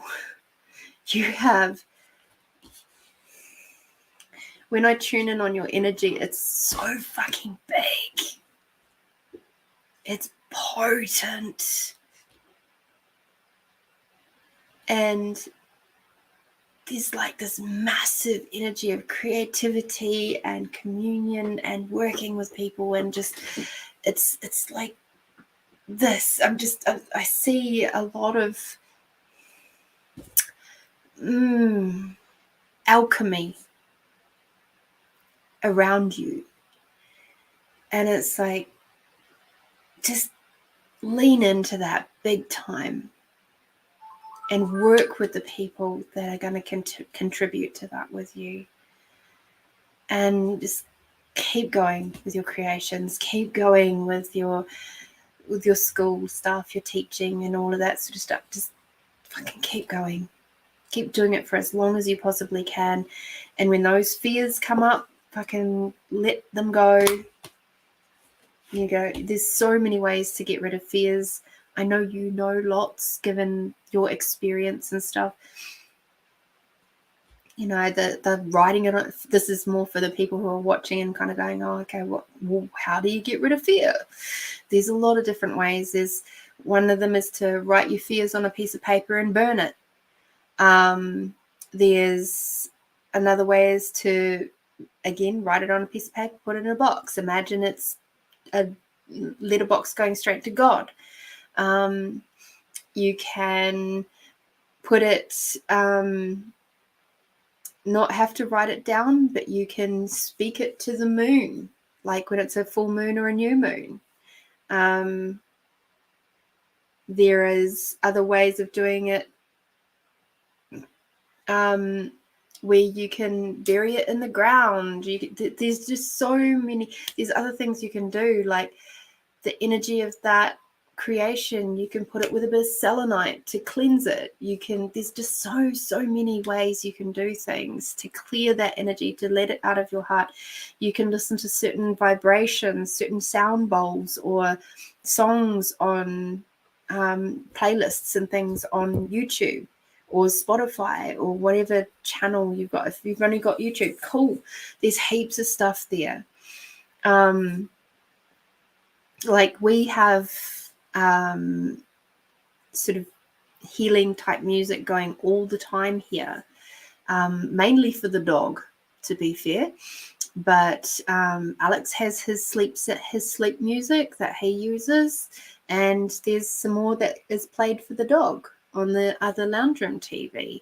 But it's all sorts of stuff. There's things that we'll pick one maybe for healing of the body. There's another one for stress and anxiety. There's so many different ways of energetically releasing the shit that's going on with you. You can obviously do the more logical things of like receiving healing sessions and all of that sort of stuff too.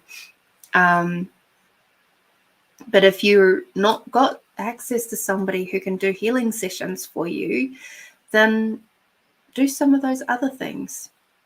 I find it very cathartic to write stuff down, but you may not be like me. So,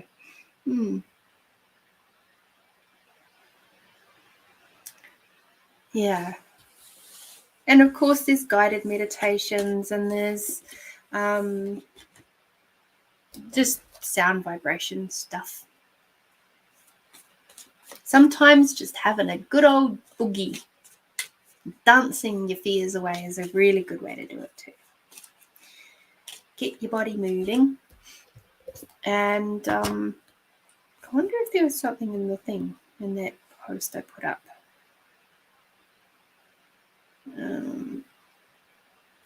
There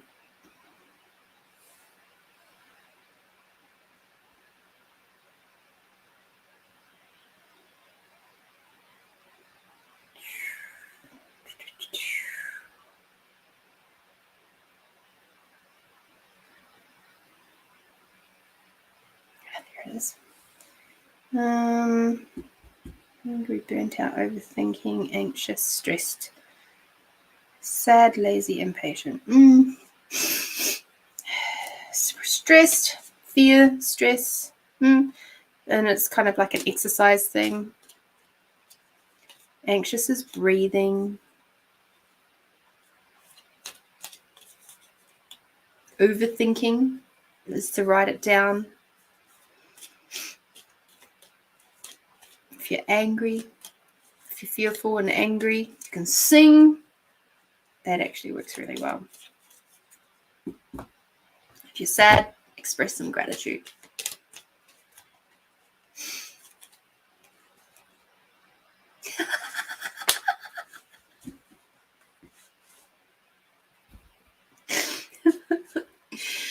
And what do you know? The card that I pull out from the yummy deck is gratitude. So for you, Tony, I would perhaps go back to the practice, doing the book. Do the 28 days of the magic, which is by Rhonda Byrne, and do the 28-day gratitude practice. And see how you feel after 28 days. Because it is magical, and life does become far more calm. And if you've got time over the weekend, I think it's about an hour and a half, nearly 2 hours long, the interview. Have a look at that one from Jimmy Carr.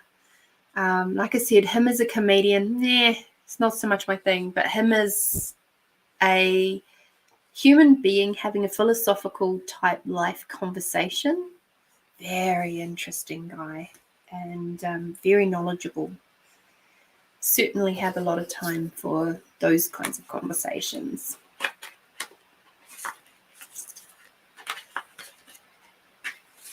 So yeah, the magic has, I don't know, have you worked through the magic process from the book? Because each day has a different activity that you do. You have your main core one, which is doing your 10 gratitudes a day, and then you can work then you do a different practice each day as well. And it is just so good. So good. Alrighty. Last but not least at all, Christine Dule. So thank you, Tony. Thank you for your donation. So grateful for you and for your contribution towards Jim. He's, like I said, he's just such an angel. I can quite honestly say I haven't met many men earth angels, but fuck, he's one of them. And it is quite heartbreaking to see such a beautiful being having these issues. It's like, no, why? It's like, there's those times where even I go, it's not fucking fair. It's like, let the good people live.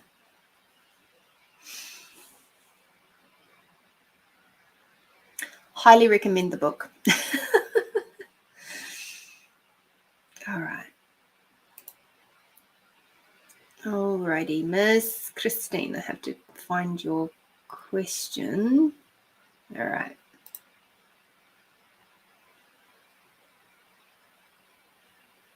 Oh, goodness.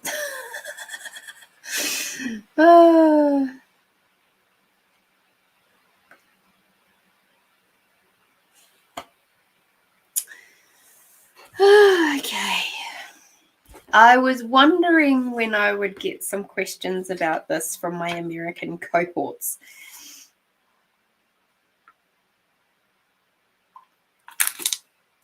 So let's have a look.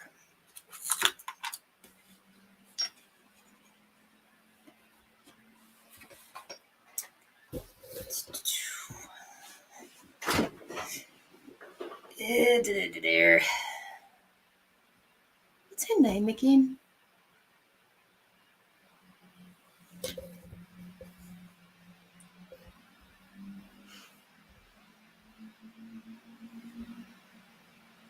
Oh my Lord.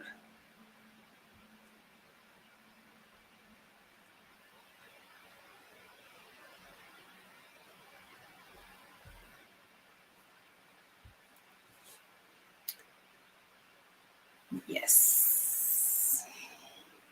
Okie dokie. So let me see.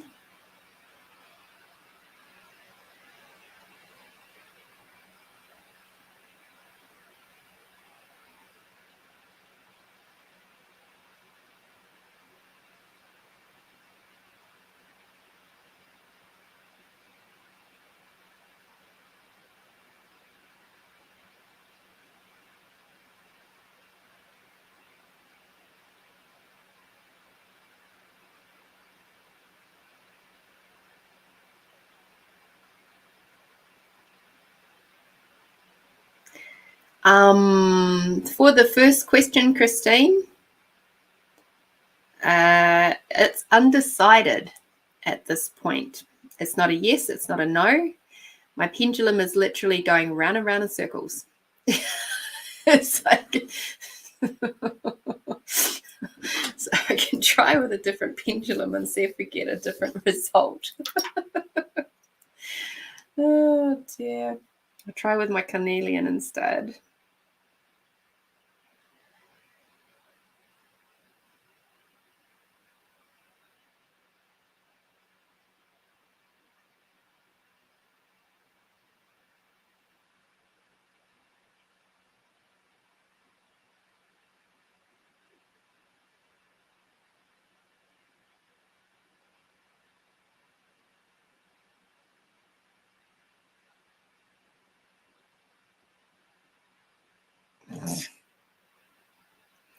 Same result. It's undecided. It's just going round and round in circles.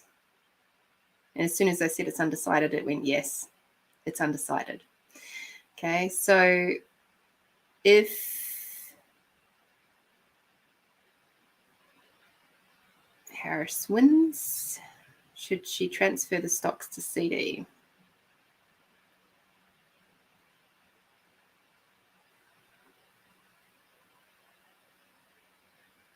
Okay, let me just check the other one.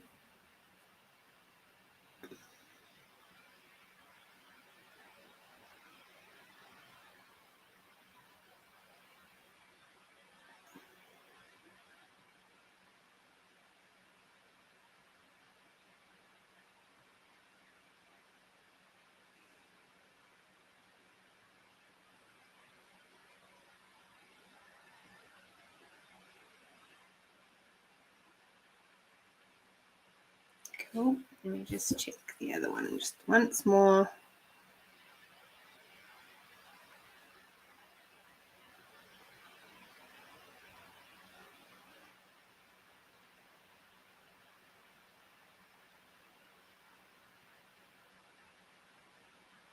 Okay.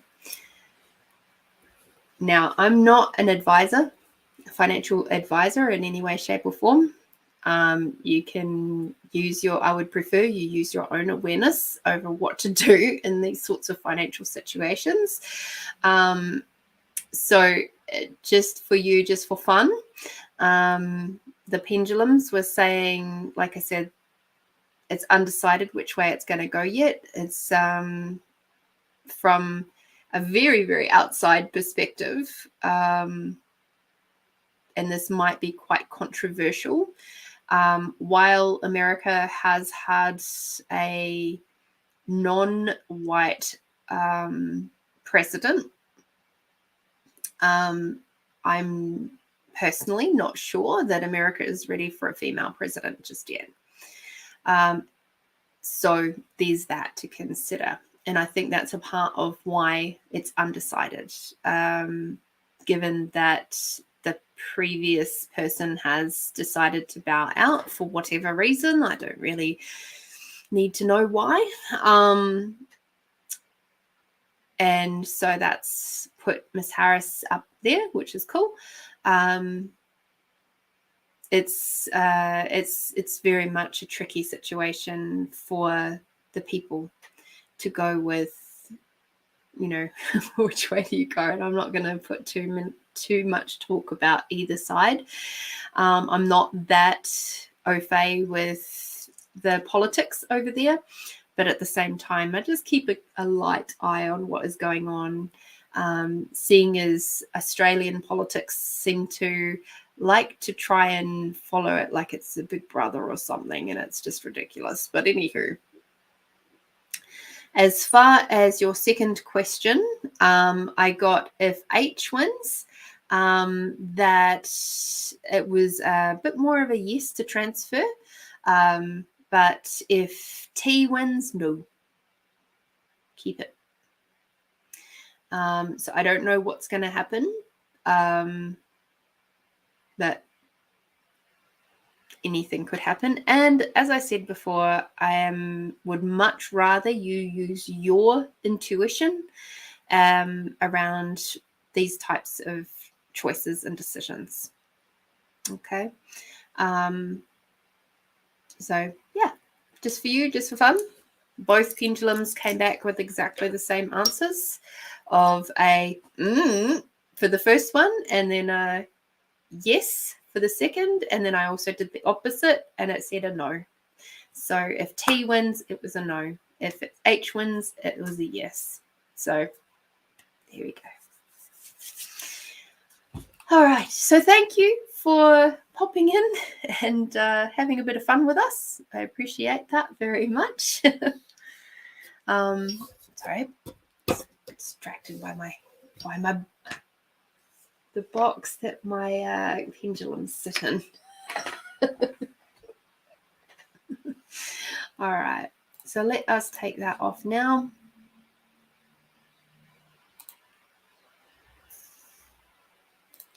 Get rid of that one. Yay. All righty. So, my beautifuls, it is now time for our guided meditation. Been 2.5 hours.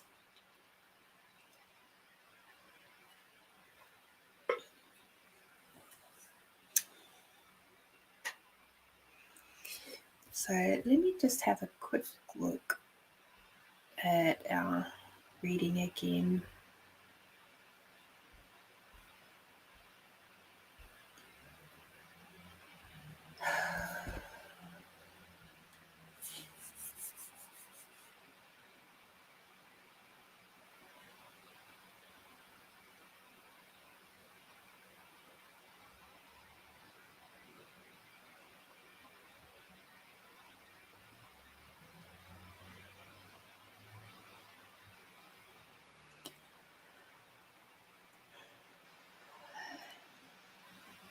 All right. Cool. Thank you for waiting there while I just tuned in and had a look at and a feel for what we've discussed a lot tonight, and also what we're looking forward to in the next week. So if you'd like to close your eyes, take a big deep breath in.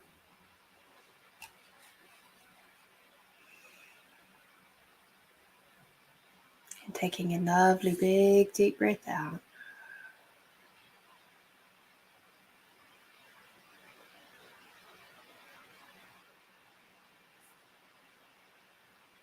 And in this moment, if you wish to receive some Reiki,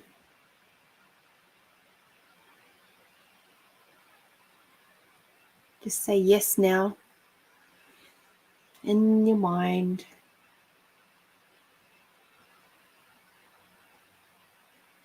And I will send that over to you.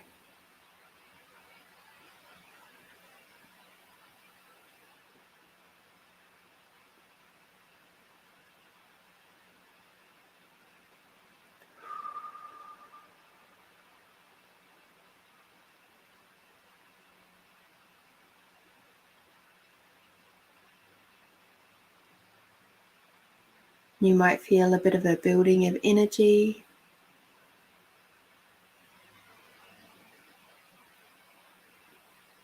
You might feel warmth, you might feel tingles.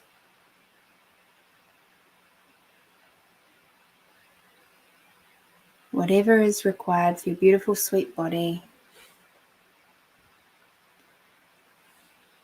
that is what I will be providing for you today. So as we take in those lovely big deep breaths, we're remembering to bring up Mother Earth through our feet and through our body. And as you breathe out, bring Father Sky energy all the way down. Bring Mother Earth energy and the unconditional love all the way up.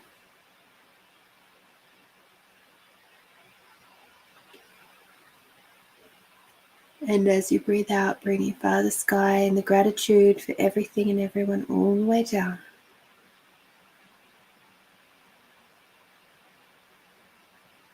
Now expanding out your awareness as we go through the expanding out tool. Expanding out your awareness beyond your body. Becoming aware of the air around you. How your body is positioned.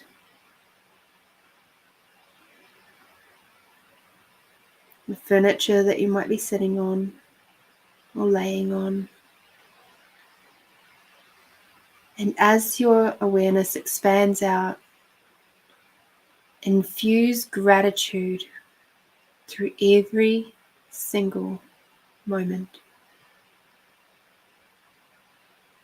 Infusing your gratitude through your body, infusing your gratitude through your clothing, infusing the gratitude through the air around you and the furniture and the buildings. And as you expand out your awareness in that lovely big bubble, expanding out and infusing all of your gratitude into Mother Earth and up into the sky and across the beautiful country that you're in.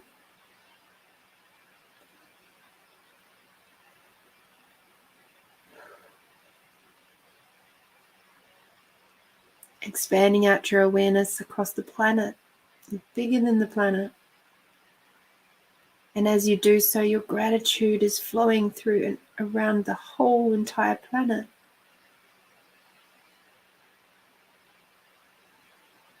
Feeling gratitude, intense amount of gratitude for the birds and the trees and the other insects and all the flora and the fauna. For the people and the technology, anything and everything that you're now aware of. So much gratitude for all of it, the good, the bad, the ugly, and the awesome. As you expand out your awareness greater than the solar system, gift your gratitude to all the other planets and the sun and all the other moons. Because without them, beautiful little old Earth would just go hurtling through the space and God knows where it would end up.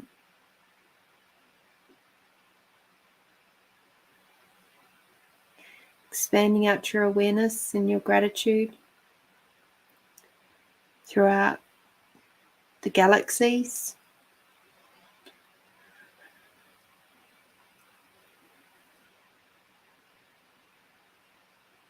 all other life forms within the galaxies, and knowledge, and expanding out beyond all the universes as well, and sending your gratitude out to the unknown, the things that you can't even comprehend yet. Send your gratitude out for that way too.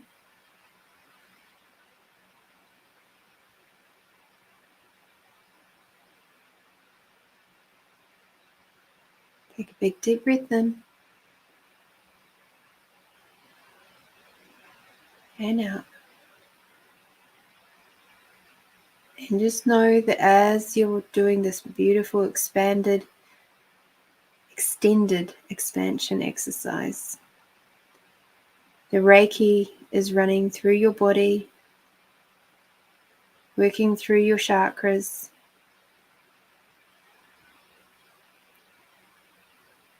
gifting and receiving wherever it is required to. Wherever you require that little bit more, it is going there. This is for people watching now and into the future.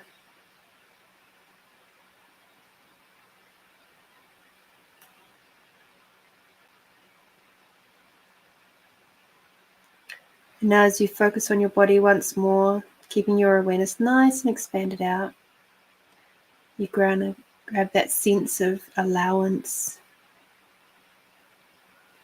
And with your sense of allowance, I'm going to encourage you to keep pulling up that energy, that beautiful unconditional love from Mother Earth.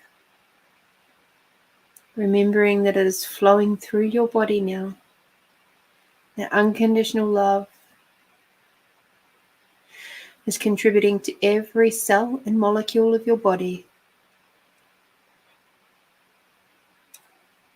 And as that your allowance expands out, the unconditional love, just infuse unconditional love into every stitch of clothing that you're wearing, every fiber and every molecule of clothing, expanding out the unconditional love as your allowance expands out through all the furniture in your home or the building that you're in, expanding out your allowance and your unconditional love through the building, up into the sky, down into the earth, expanding out your allowance greater than the town that you're in. Remembering that as you expand out your allowance, it's taking you from being the tight, contracted little pebble at the bottom of the raging river of everybody else's thoughts, feelings, and emotions, and making you become like a big fluffy cloud, just floating along, where you can be aware of that big old raging river of thoughts, feelings, and emotions. And you're no longer at the effect of it. You can choose to respond to it or not. Just float on by. And as you float on by, you sprinkle lots of unconditional love over that red raging river, which contributes to allowing it to calm down. It's the other gift that you be. Expanding out your allowance, and in doing so, contributing unconditional love across the planet. Expanding out your allowance beyond the solar system. And again, contributing unconditional love, infinite unconditional love across all the planets and the moons and the sun. expanding out your allowance beyond the galaxies, sending your unconditional love out there too, across the universes, and now expanding out your allowance and your unconditional love beyond your awareness and your gratitude.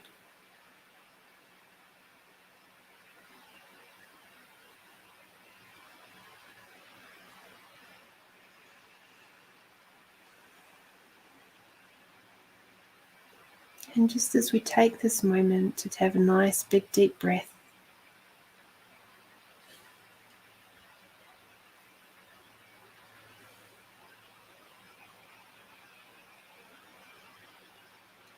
I'd like you to just have a moment where you ponder your passions. What things are you passionate about? While we continue to run this Reiki energy through your body,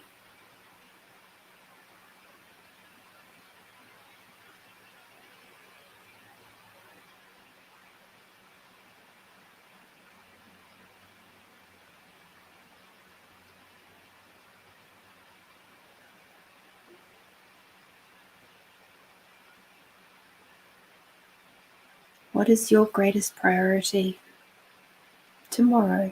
Just tomorrow. What things could you do tomorrow or today, depending on when you're listening to this, that yourself the next day will say thank you for? Thank you, past me, for doing that.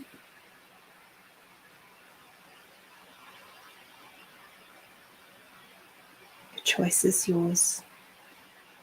The passions are yours. What's your heart's desires?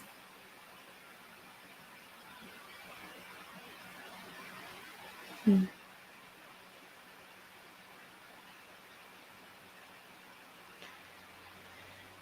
now, as you ponder those things, ponder your passions, having gratitude for the prosperity that you already have, the things that you take for granted, the everyday things like refrigerators and washing machines and hot showers,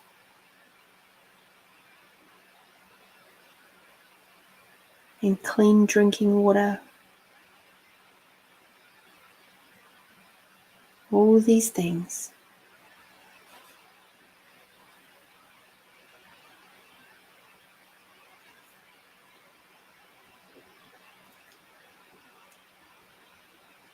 Take a moment now to feel the gratitude for your beautiful, sweet bodies.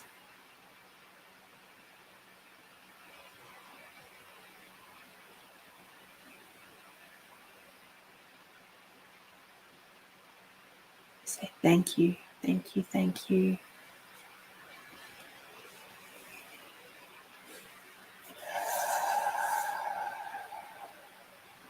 Do an energy break now and zip up.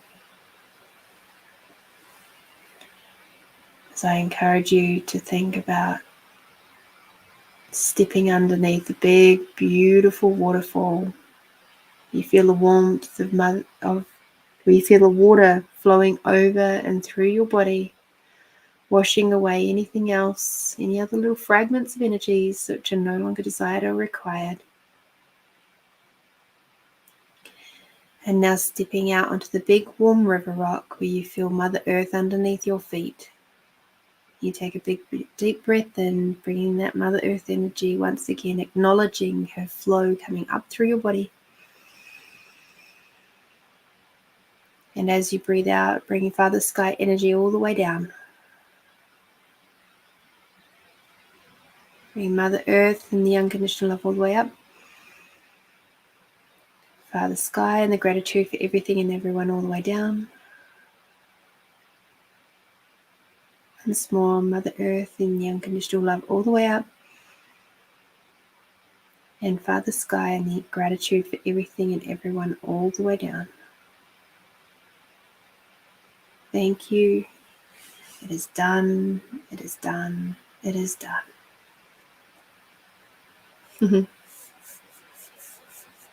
That was fun. I encourage you to please have a drink of water. You've received some healing today, and I appreciate you very, very much. I am so grateful to absolutely every single one of you for your contributions to Find You Fridays, to me, to absolutely everything and everyone who comes through here now and into the future. I'm so, so grateful for you. So until 2 weeks' time, because next week I will be having myself a little wee vacation, for no other reason other than it is time for me to prepare for season 3 of the podcast. We are at 52 episodes today, and I am looking forward to spending next weekend having some time to do some production work and just enjoying having a Friday night for whatever reason. But thank you. So I will see you in 2 weeks' time.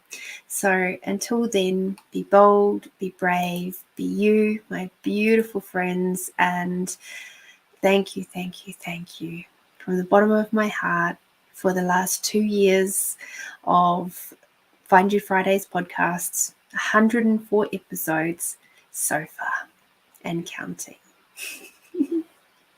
How did I get so goddamn lucky? I don't know, but so grateful. Bye-bye for now.